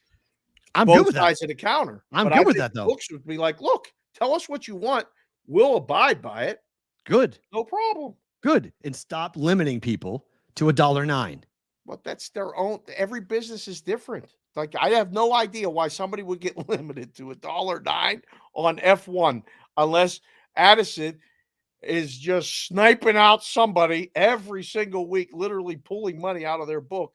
And some guy making 50 grand a year said, print that. How much money would you think? Do you think someone you have to snipe at $100, $200 a clip? How many winning streaks in a row would you need to get before you'd say? The best part about it is they don't even have to be winning. Nope. That's the best part about it. And that's the problem. That should be illegal. That's the best part about it. I've said it before. That should be illegal. That should not be allowed. And August the 1st, everybody in your mass commission, don't worry. We'll be watching. We'll cover the holy shit out of it. We'll watch all of it. August 1st, when the books are going to go to the state of Massachusetts and sit down for the roundtable conversation. I might speak. Great. Good. I hope you do speak. And go and talk to everybody about this and have this conversation because I cannot wait to hear what the books are going to say to this. August 1st is a Thursday. Okay. August 1st is the hearing for the Mass Commission to have a conversation about all these different things. And why would the books go to that? Because they initially said yes the first time and then they ran scared. Yeah, but I don't think they're going to go again. They've already told them they're going to go again. They're going to. Told them they were going to go the first time. You think they're going to no show again? Oh my God! I mean, like if they're you want to piss off Massachusetts, do this twice. Holy shit! Again, if they're going to go, and they're going to be asked questions, and they're going to say it's proprietary information. We'll tell you about this in the executive session. What's the purpose of going? They don't have to answer any questions. This is not when we're not in front of we're not testifying for a law. We're not, what are they going to go and tell you? They're going to go. And they're going to ask, why would you take Addison? They're going to ask the question, why would you take Addison, who is betting what he says betting $200 a game? Yeah. And why are you dropping him down to $1.09? What's the prerogative? What's the criteria? How are you getting to this decision? What are you doing to make this up? It's proprietary information. Which is awesome. Mass is going to go, we don't give a shit about your proprietary information. Tell us why you're doing it. We want to know why. Or we'll pass a law that says you can't. When you pass the law, we'll come tell you why. Yeah. I mean, here we go. It's attorney-client privilege. There we go. Oh, it's not the round table. Thank you, Fair Play. They're talking about more specific about a future roundtable. Future roundtable. So we're talking about talking on August the 1st. Okay. Listen, send a DM. We'll come do. I'll do consultancy work for you. I'll tell you what questions to ask. I'll speak on the board. I can tell you because there may be reasons why someone gets limited that you don't even know exist. It's not just for winning. If it is just for winning, well, then what? What do we have to do? We have to get better at the lines. Yeah. What if we only have 3 people betting it and you're all betting the same side? Guess what's going to happen? We're not going to offer F1 wagering. And a guy like Addison is out. That's simple. We're taking it off the menu. We own a restaurant, for another analogy, and we put chili on the menu. 3 people come and eat it, and it's beyond cost inefficient for us. We're just going to take it off the menu. We're not going to take NFL football off the menu. Okay. But I'm okay with that. I'm okay with you taking it off the menu. I don't have a problem with that. That's your right. That's not discrimination. If you're choosing not to offer it to anybody, I'm okay with that. That's fine. That's your right as running a business. I agree with you. You're running a business. You get to dictate what odds and at what price and at what sport you want to book. No problem with that. I'm good with that from the beginning. That's the only way we did it. That's fair. And so if you're losing, we're going to take bets on it. If you're losing, right? And I would stand up in the room and go, and don't put it up. Correct. If the NFL draft is a loser for you and you're getting beat to the information, don't put it up. I'm completely okay with that, to not put that up. I think that's what you should be doing. You should say, hey, if it's up and we're booking the play, we're booking everybody. We're not booking some people. We're booking everybody. And here's the bet. Here's our limit. Here's our maximum. Here's our minimum. Have at it, boys. Right. I was the one guy in a room, or sometimes there'd be one other, loose cannon like myself that would say, why are we putting this up if we're worried about we're getting beat? Like, sometimes you're going to get beat. Sometimes they know better. We went the Nugget back in the day. We put up NASCAR matchups. They bet the first number, the second number, and the third number. And I went, what the hell are you guys doing? Whose numbers are these? Yeah. Because these guys are killing you. I didn't. Right. I was just writing tickets at the time. I was like, you don't know what you're doing. Roll Call Friday is going to be in bonus time. So we've got a little long today, but it's our last show before the vacation. So we can do that. This is just a fun little story for us because Betting Hero was part of the company that we were part of that started all of this show. GeoComply and the original owners of Betting Hero have purchased back Betting Hero. Now you might go, Matt, why does this matter to anybody? Who cares? If you guys have ever walked into a book in Vegas or in Atlantic City and had someone approach you with an iPad and said, do you have a sports book account? Do you need one? That is not the book asking you that question. That is Betting Hero that is asking that question. It is. So it's interesting to see them get sold back to the original owners. 60% went to the original owners of Betting Hero, who sold it to American Affiliate, who's the company that we started with. And GeoComply bought the other 40%. A lot of paper shuffling. A lot of paper shuffling. A lot of stocks settling. A lot of things happening. We'll find you. You know why? Send us what you're supposed to send us, please. I don't want to have to find you. We are interested. We are full disclosure. We were employees of American Affiliate. American Affiliate owned Betting Hero. American affiliate was purchased by Fans Unite. Fans Unite is the company that sold Betting Hero back to the original owners and GeoComply. Just to full disclosure, we're not hiding anything. We've got connections to this. So it's, just no one can come at us and say, well, you guys used to work for American affiliate. You work for Fans United. Yes, we worked for Fans United. Yes, we worked for American affiliate. Yes, we worked for props.com. But this was quite the story yesterday. That had me and you texting back and forth, making calls, talking to people we haven't talked to in a long time. Going, saying hello. So yeah, what does this mean exactly? Because what does this mean? We have a little. Yeah, I will never forget that dinner that we had over at the Venetian. You and I and a couple other people. We thought we were on our way to a long-time partnership, and then we were told we weren't. And that's fine. It's okay. Like, it worked out the way it was supposed to. The direction of the show, because we believed in the show. And there weren't too many other people that did. We kept showing up and doing the show. We're going to keep showing up and doing the show. GeoComply, congratulations. You got Betting Hero. Just check under the hood. Everybody's good. When you go buy a used car, you got to make sure it works. And that's all I'll say about that. But there's going to be people asking people to sign up for a book at all different places, not just in the book. Somebody had a funny meme or quote or picture. That wasn't a meme. That's happening. Well, listen, we did a show in Chicago. We had people there doing the same thing. Yep. They call them ambassadors there at Over Underwear. Whatever you call it.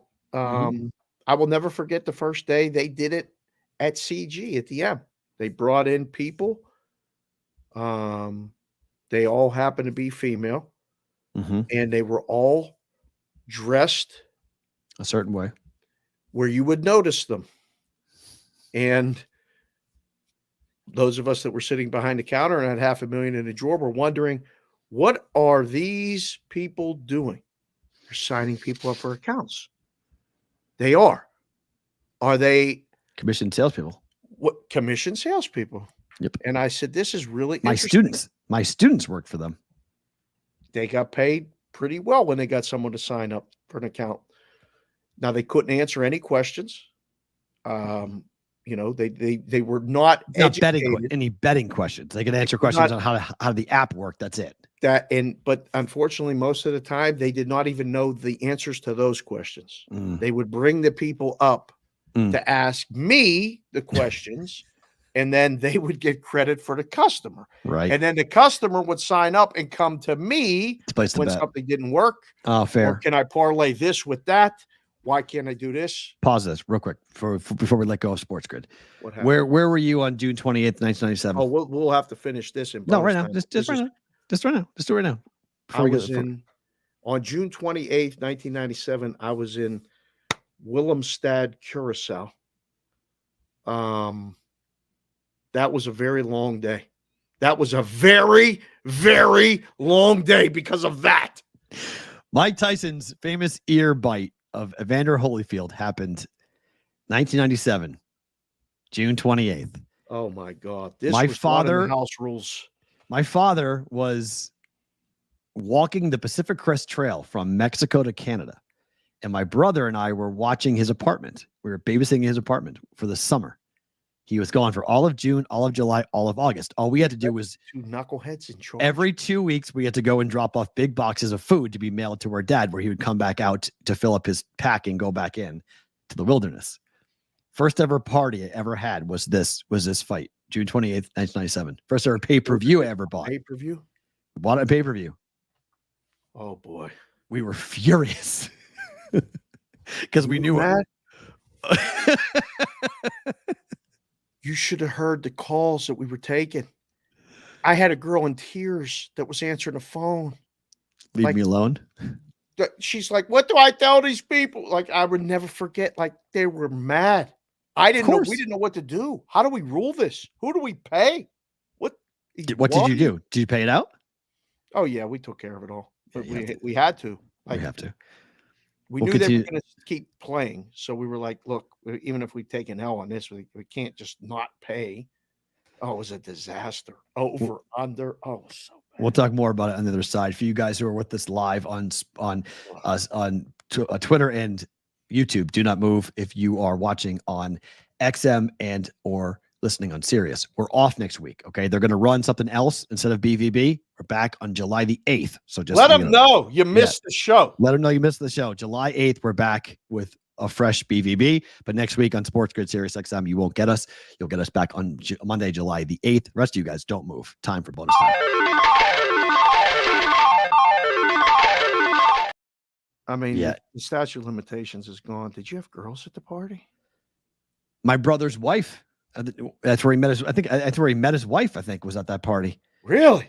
I think he met Liz there. Yeah, I think my brother met his wife there.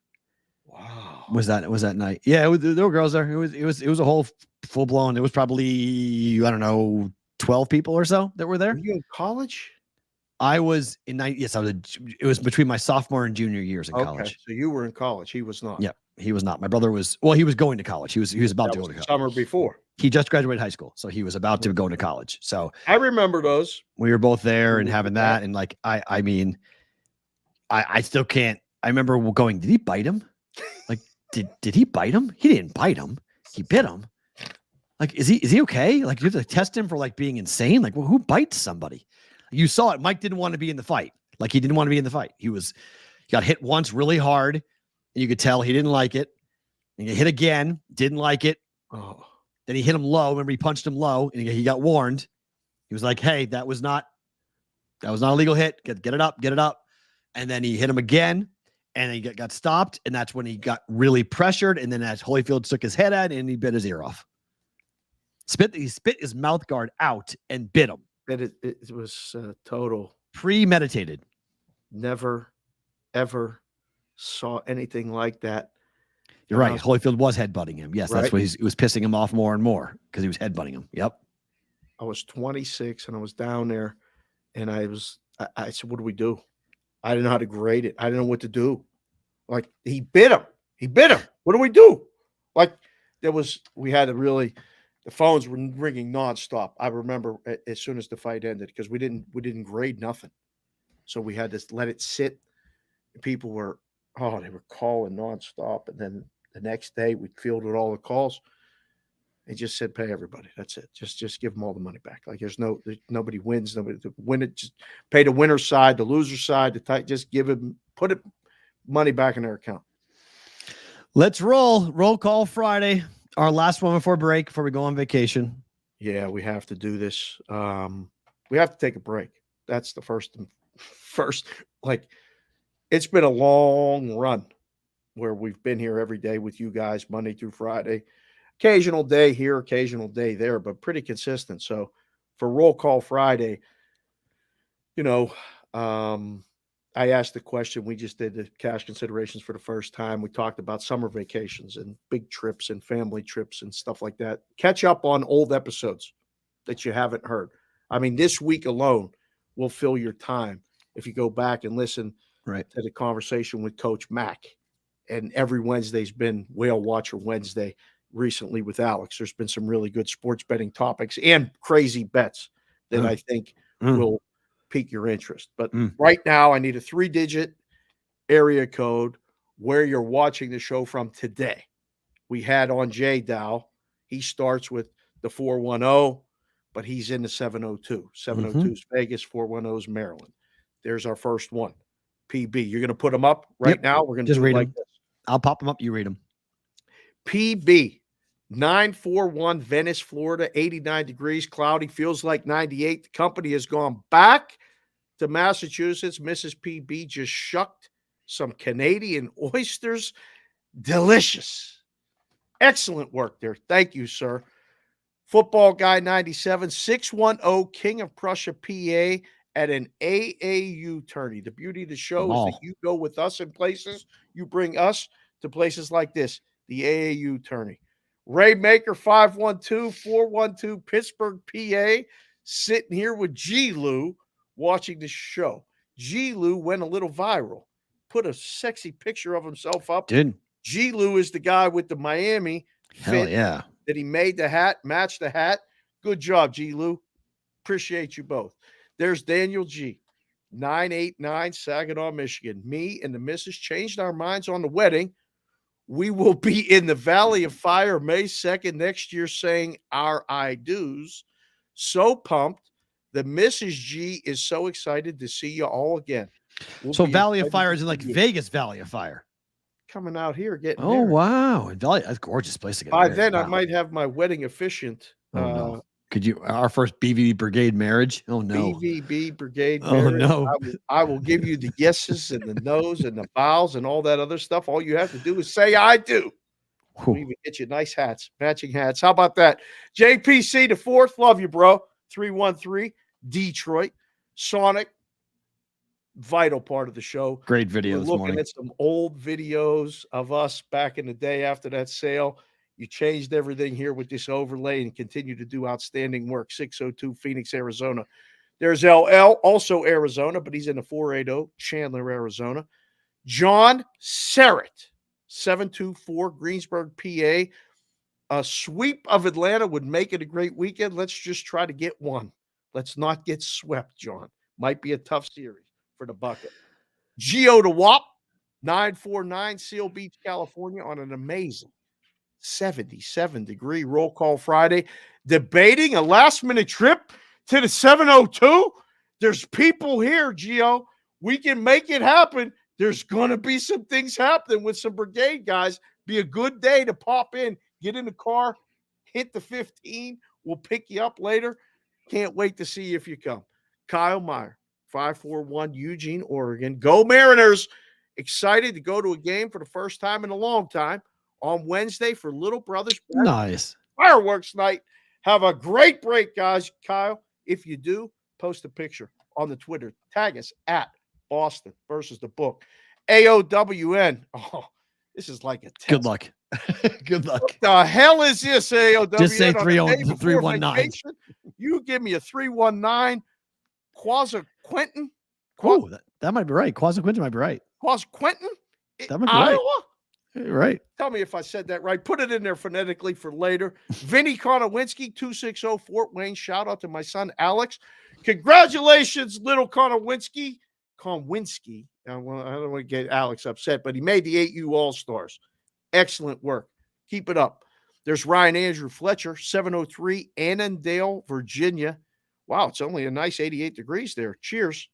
Happy Roll Call Friday to you. Enjoy your week off with us. Timmy Cooley-Ross, 2000, Sydney, Australia, holding it down under. Almost got Bronny. You almost got Bronny. Would have been something. We'd have had to get you a hat to get him a hat. Corey Macbeth, 402, Omaha, Nebraska, holding it down in the middle of the country. Along, there's Fish Killer 73, 540, Roanoke, Virginia, hometown of J.J. Reddick. How about that? Happy Friday. Happy Friday to you, Fish Killer. Addison, another wrench. Thank you, sir, for the work you do here. 812 Indiana. Great week of shows and guests. Safe travels and happy 4th. P.S. The Austrian GP this weekend? Is Max going to win? I mean, Probably. Obviously, you keep betting Max and you keep winning. And Bet365 said, throw that guy out of here. Give him 109 a bet. I don't know what to do with that. We'll work on helping you get your limits up. TP, are you with me? Question mark. 206 Seattle Go Mariners, hoping for a supersonic announcement coming soon. Really? They're going to say it? How about that? More teams. Get it back in Seattle. There's Rosie on his walkie-talkie. 415 Giants, Sharks, Niners, Warriors in that order. Big weekend for you. Giants playing the Dodgers. Sam Yarnell, you know who Sam is. Sam does the work for the grid, does work for other stuff. He's in the 571 Arlington, Virginia. Thank you, Sam, for being here. Appreciate you, sir. Don't pee, hold your phone. Put your phone in your pocket. Pee, don't hold the phone. D. Weezy, 704 Ishville. 90 degrees and humid. Starting to heat up down there. That's good to know. Thank you, D. Weez. Daniel, is that an L or an I?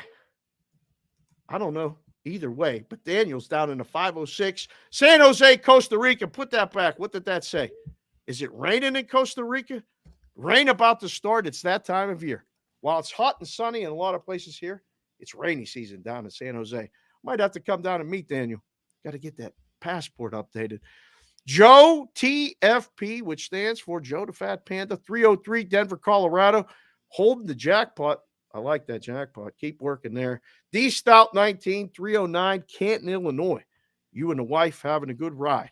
I like that. Kevin Roper, 601 Hattiesburg, Mississippi. Have a great vacation. You do the same. We'll be around on the socials. That's about it. Jim Montgomery, 215 Fort Washington, PA, 81 degrees, sunny and beautiful.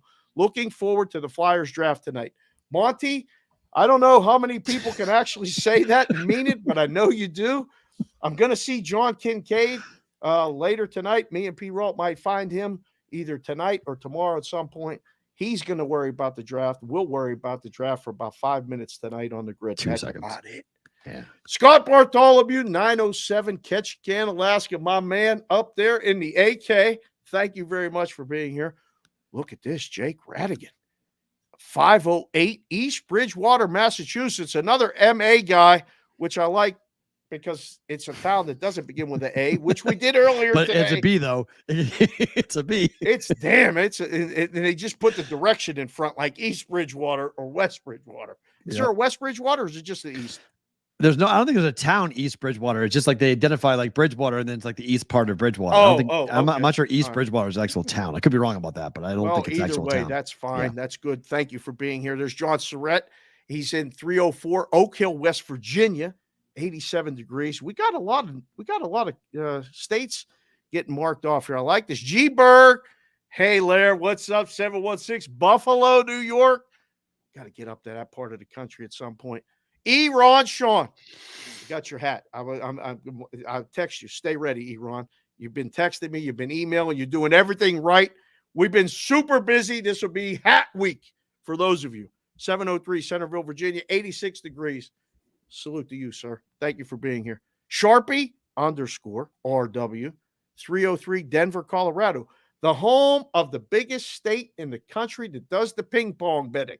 They love the table tennis, and there's a reason why, and I ain't telling you. Kevin Whitrock, 319 Iowa City, watching today with Little Whitrock.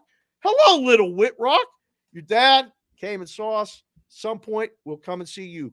Keep listening to your dad, listen to your mom. All of that always holds true. SoCal DGen, 951 Riverside, California. Happy early 4th of July, everyone. You're looking good in that hat. Thank you for posting that picture, sir. And keep that work together on that website. We're going to, do a little something there as well. Blaze T1, 248 Clarkston, Michigan. That's a very scary avatar. I don't know. Get a little set me back there. I like it. Nikki Ceramello, 520 Tucson, Arizona, 102 and mostly sunny. Appreciate you guys and everyone and hope you guys enjoy your vacation. Nikki, send a text, send a DM. You know what to do. I got to get that thing made for you too. WV Punch Drunk 1 in the 304 Clarksburg, West Virginia. You guys enjoy your time away from the nut house. I wish I could say that. This nut house. I got a nut house right here. 3 kids. Everybody's home. It's nuts. Shade 724 in the 724. That's good coordination right there. Blairsville, PA, 85 and sunny. Let's go, Bucks. Oh, we got to get Skeens to get them. 702 Vegas. Ashley Caston watching today, too, with Andy Caston. Love you both. We got to get together soon, too. I bet Andy's up. I bet he's a fireworks guy. I'm just saying. I bet he's a fireworks guy. Ian Lights Out, 718 Brooklyn, New York. Ryan Coot, K00 small T, 660 Tipton, Missouri. Have a great week off. Headed to the airport tomorrow for family vacay at Miramar Beach, Florida. Florida in July. Look who's here. Stevie Mac, we were talking about you earlier. This is great to see you. 717 Lancaster, PA, by way of 918 Henrietta, Oklahoma. Keep lifting them weights. Keep posting that stuff in the Discord, thebbbshow.com to join it. Keep posting the music. Send me a couple of them music things one-on-one. You know what to do, Stevie. Love you, bro. Chef Benny, $5 super chat. There's more, but there's more. Island. But that's his deal. So I love it. It's right there, but it's green and it's nice and it pops. 401 Rhode Island. Have a great week off and happy 4th to the brigade. Have fun. Be smart. Be safe. That's a hell of a parlay right there. Bucky's. Santana 928, Yuma, Arizona. Sunny 106. Enjoy the week off, fellas. I'll be on the grid. Pete Rod will be at the beach doing all kinds of stuff. Pete Rod ain't doing no grid. He ain't doing nothing. After tonight, it's a 2-week hiatus of everything. Things might get real loose tonight, boys. I don't know what kind of condition he's going to be in at the fights tomorrow. Juan Sosa, 817, Mansfield, Texas. Hotter. Satan's taint. Hotter than Satan's taint. Juan, you win today. You win. You win, Juan. You win every day when you're here, but you win today with that one. Mikey Awesome, The Wrench, 757 ODU, Brigadeville, Virginia. Busch He's Gardens. at Busch Gardens with the family, about to ride some roller coasters. Do it up. Hold your hat on. Ian Lights Out. Oh, hold on. Butchie said, I ain't telling. Era. Look at Era. God, he looks great in that thing. He's a dad times 2, girl dad, all this stuff. He's been very active on the socials. We appreciate you, Era. Opera Hamian. Where's that Era at? We'll go back. Northridge, California, 818, 92 degrees. Enjoying my 2 daughters at home. God bless. Keep it up, Era. Thank you for being here, sir. Sports Avenger 724. Sharon, PA. We'll suck without Yins next week. It'll be okay. 1 week. It's easy. We'll be around. Yeah, it's a week. The Juice 602, Phoenix, Arizona, 104 degrees. Devers to go yard today. Have fun on vacay next week, boys. I might be down in Arizona. I'm going to put out a thing in the Discord if I go down to Arizona. May have a pizza night or something for the brigade. Yeah, got a place. Might nice. Just to show them that we got people down in the 602 area. We do. A lot in Arizona. Might come to get together. Joe T. Oh boy, Lake McConaughey. It's like Matthew McConaughey. I think so. Yeah.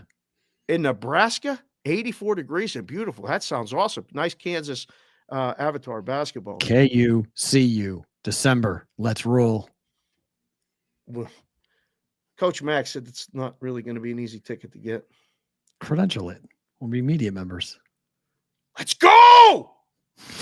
Don't need a ticket. We go as a cover it. Not hard. We got a bar that we could do the show from. Multiple. The day before. Multiple. Now we're talking. Well, Nebraska plays at Creighton like 2 days before too, because you Creighton, Nebraska, Creighton, Kansas, back-to-back games. Do a little stayover if you want to do a little two-step right there. Gonna have to check with the big boss here. Omaha in December. Bring her.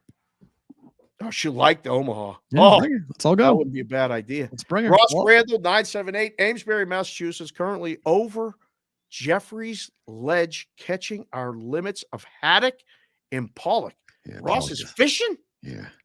Haddock's not bad, but they're both bottom fish. I have a tough time with both of them. You're a fish snob. You don't eat the other bottom feeding. Like, same thing. It's the same thing with lobster. Like lobsters are bottom feeders too. You don't like lobster? I do, but like it's just they don't eat well. So it's like animals that eat well taste good. Oh, okay. You know what lobsters used to be used for, right? I don't. I like lobster. Don't ruin this for me. Is it prison bad? Food. Prison food. What? Lobsters were prison food. Really? Yes. Lobsters were given to, and they sued the mass government for cruel and unusual punishment for feeding them just lobsters. How long ago was this? Like 1800s. Really? Yeah. Great PR work by the lobster community to flip it into a delicacy, huh? Wait till I tell my kids this. They're going to be like, oh, Peralt's full of shit. Nope, I'm not. Lobsters were prison food. They rolls at like the Venetian are like $30 a piece. Yep, they rioted. Lobsters, they rioted. In mass, there was a riot because they stopped. They didn't want to eat lobster anymore. They were so mad about getting fed lobster. I would have never guessed that. That's good. All true. Very good. Call me Jared, 330 Youngstown. Have a great weekend, everyone. You too, Jared. Keep up the good work, brother. Dawn-Farrow, 928 Yuma, Arizona. It's freaking hot. It is freaking hot. Sometimes you just got to say, fuck it, it's hot. Gonna miss you all. Have a great vacay. Thank you, Dawn. We'll miss you too for a couple days. Francisco Ochoa, you know it, brother. 760 Escondido, California. Had work, but made the roll call. Apparently, people are doing that all over the place. There's Flip Onler. My man, Flip. Look at the picture of the kids in the cornstalk. I love it. 319 Cedar Rapids, rainy day vibes. So just placed my Ski Cy Young bet. Not a bad idea right now. There's Mark Schilling, 314 St. Louis, Missouri. Congrats to our hometown boys, Tatum and Kachuk. Ain't that something? That is something. That is great. Kids growing up, both win a championship, different sports. Zach O'Shea, 563, Dubuque, Iowa. Just made Roll Call Friday. Been crazy busy at work. Glad to be here. Matt, safe travels. Thank you for being here, Zach. Good to see you, sir. Alex, Myrtle Beach, South Carolina. You ever been there? Oh, yeah, multiple times. I love Myrtle. I ain't been there since I was 11. Love Went Myrtle. with the kid down the street and his family. It was so much fun. JC from KC, 816, is in Kansas City, Missouri today. He's in Kansas City. He's usually in 216 Cleveland, Ohio. Yep. Threw me a curveball today. I love it. All right. Good to see you, JC from KC. There's Coach Brian Opoka. What's up, Brigade? 630 Chicago Burbs. 69 degrees. That's comfortable and raining. Shout out to his kids, too, by the way, that team. I forgot to do that 2 weeks ago or whatever. I was going through the emails and said, how did I forget the team? Brandon S., 702 North Las Vegas. Enjoy the well-deserved week off, gentlemen. Thank you, sir. We'll be out and about tonight and tomorrow down at the UFC. If you're out, come say hi. Butchie the Bookie. Matt, have you had crawfish? Of course. I love You like crawfish. Dave's seen me eat crawfish. I have. I love crawfish. Between you and my wife, you're like professional crawfish people. You were like, I love crawfish. But, I mean, crawfish to me is a you know, it's not a regular thing. It's a once or twice a year type of thing. Lobster is 3 or 4 times a year type of thing. Oh, one more. Got one more. Family just went to Hot and Juicy the other night. Yep. They all come home. Everybody. I mean, they were raving how good it was. They just crawfish. had a great deal. Good. Eric Pisano, 516 Long Island, New York. Hello, Eric. Say hi to the boys for me, E. JPC the fourth, $10 super chat. Happy Roll Call Friday. I use my wife's accounts because she gets all the free good stuff. Let's keep bearding legalish. Have a great vacation, fellas. I can't wait to meet JPC the fourth. I got to make you another hat too. Gio the Wop, thank you for the super chat. $10. Wishing the BVB crew a great weekend. God, if you show up this weekend, you know you're going to get that overtime. Oh, I can't wait. Fathead. What? What does it's going to be? What? That can't be true. 118 in Reading, Pennsylvania. That's true. No, that's Reading, California. Oh, Fathead's a CA guy, not a PA guy. Oh, I believe that then. In Death Valley, yeah, I buy that. Is that real? In Death Valley, sure. It was 117 here yesterday. It was hot as fuck here yesterday. On the strip, I was sweating just walking back and forth in and out of the casinos. I was like, it's really damn hot, man. I'd like stop and drink water. I was like, okay, this is no joke for sure. I was super thirsty yesterday. I must have drank 10 bottles of water. I think lobster was prison food back in Florida too. There you go. See? I had no idea. I'm going to get you with it tonight on the grid. One of the segments. I'm going to say something about lobster. Okay, you can go ahead and do that.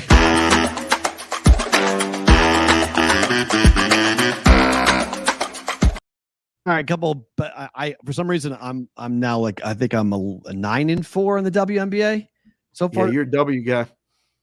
Under 152.5, Atlanta and Connecticut. Under. You're going with an under after you made the case yesterday for how the numbers have been so bad and they're all going over. You're coming with an under today. Dave, look at the number right now. Look at the number. Look what the number is right now. Hold on, let me see.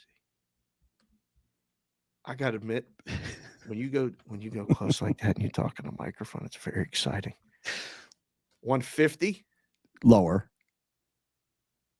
I have Atlanta, Connecticut, 150. Oh, it was 148 this morning. So that's they bought it back. It was 148 this morning. Wow. All right. Well, I don't know what to do now because I'll say book it, but I'm not sure. Under. Why an under? Because these teams don't score. Did Connecticut just play last night? I don't believe so. Is that a back-to-back? No. They don't play back-to-backs in W. Okay. All right. Yeah. Let me see. The line is click refresh. 10. Oh, this is a blowout. All right, I'll book it. Connecticut under. Yes. Connecticut's going to kill this team, right? Probably so. Yep. Okay. The best team in the league right now. And then I'm taking 10.5 with the Sparks against Phoenix. All right, we'll bet this one. This is I like trends. that. This is trends going up against each other. LA's 8-7 this year as a dog. They're 6-4 ATS on the road. They're 4-1 ATS over their last 5 games. But Phoenix also is 4-1 ATS over their last 5 games and 6-2 at home. I think Phoenix wins. This is too many points. They killed the Sparks a month ago by 20. That's why this number is 10.5. Sparks have covered 4 in a row. And Sparks have been covering double-digit lines consistently. Yes. Yeah. It's high. Connecticut did play last night. Okay. Thank you, Nikki Cermello. Even better. Even better for an under. You guys keep him in check as much as me. Sometimes more. I love you. I thought they didn't play back-to-back in the but it's fine. Yeah, well, they It's even did better. last night. All right. Butch He's has at got 149. 149.5, so that under might be good. I got 3 points there. That under might be good. I'll say bet this one. Okay, and then money line Give me Dodgers. 10.5 points. No, this is tricky. This is I agree. something. This is you got to be worried about this one. I'll book Just a this one. principal play. It just Makes perfect sense. just a straight principal play. I'm just. I straight hope up. Ohtani gets whatever I hope he gets that record though. One double and a run scored or a home run gets it there. With a steal too. Well, no, No. he needs 1 extra base hit, 1 RBI, 1 run scored. That's and a home run covers all of it. He's done that 10 games in a row. Yes, That is 11 games. Incredible. No, he's done 10. Yeah, this would be 11. Yes, done Be 10 11. games. Yeah, and an RBI would be 11 games in a row too for an RBI. Oh, I hope he does it. One swing. That's all he needs is one swing. Yes, Logan Webb at home is tough. No debate. Yep, agreed. I'll take But that. the kid that they're throwing looks pretty good for the Dodgers. And the line went, yes, the pros are on the Giants as predicted. Yes, pros are on the Giants. That makes sense. I know why. Because everyone's on the Dodgers, but it's the fucking Dodgers. So sorry. You can put that on a t-shirt. Favorite thing about today is what? So get up this morning and go to the UFC weigh-in. And I now appreciate what it's like for these guys to get to this weight and these women to get to this weight. I didn't really understand it until I see them in person. They have to stand up there basically with just minimum anything on. Underwear. Yeah. And stand there while cameras flash, cameras are rolling. Yep. And that woman counts to 5 at the top. 5, 4, 3, 2, 1, and light flashes all over. And I was like, man, this is one of the most humbling things in the world. And then they're going to go and they're going to get kicked, punched, punch another person in the face. These are really a hard way to make a living. And I just was in such appreciation of that. Then I got to see Anik and talk to Anik only like we could talk to him, you know. And I said, we got to have you on when you get settled at home. We'll just come on Tuesday and just BS before some other event, and made that connection. Then I got down to the circuit and I got to see Jay Dow, who you guys got to see. If you watched the show, go back and watch the show. Brigade guy, just a good dude, and got to make that connection. It's the last show for a week. I'll miss you. Oh, We'll miss the brigade. Thank you. But it'd be nice to take a fucking break. just to mentally, like, I got one doctor's appointment already scheduled for. I'm going to get the car taken care of and fixed, and there'll be brigade proxy meetings and stuff. So we'll still get all of that.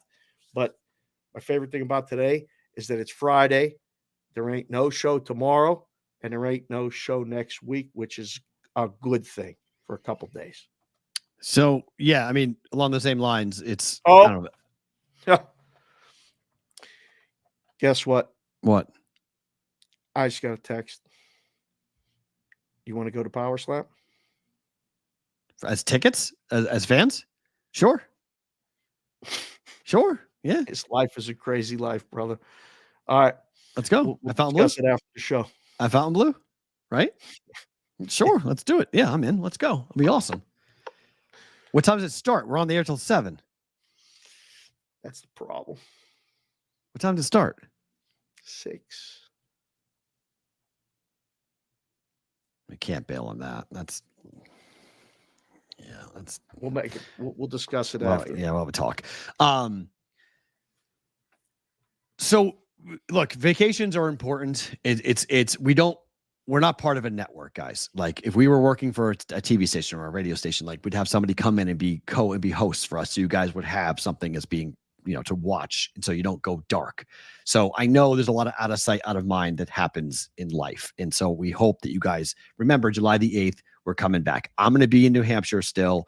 I'm there for 2 weeks and then coming back to Vegas. And I hope to see all you guys. I hope you guys all come back. We'll be doing stuff as again, if something really breaks major that's happening, Dave and I will hop on a Twitter Spaces or a Discord Chases or something to have all that. So, but it's the 4th of July. Have a lot of fun. It's going to be one of those weird weeks because the 4th is a Thursday, meaning Friday is dead. Wednesday's dead. So it's like a Monday, Tuesday work week, and then everyone's going to scatter for the 4th of July. So get yourself some rest. Get ready to go for the home stretch. When we come back, it's college football season, guys.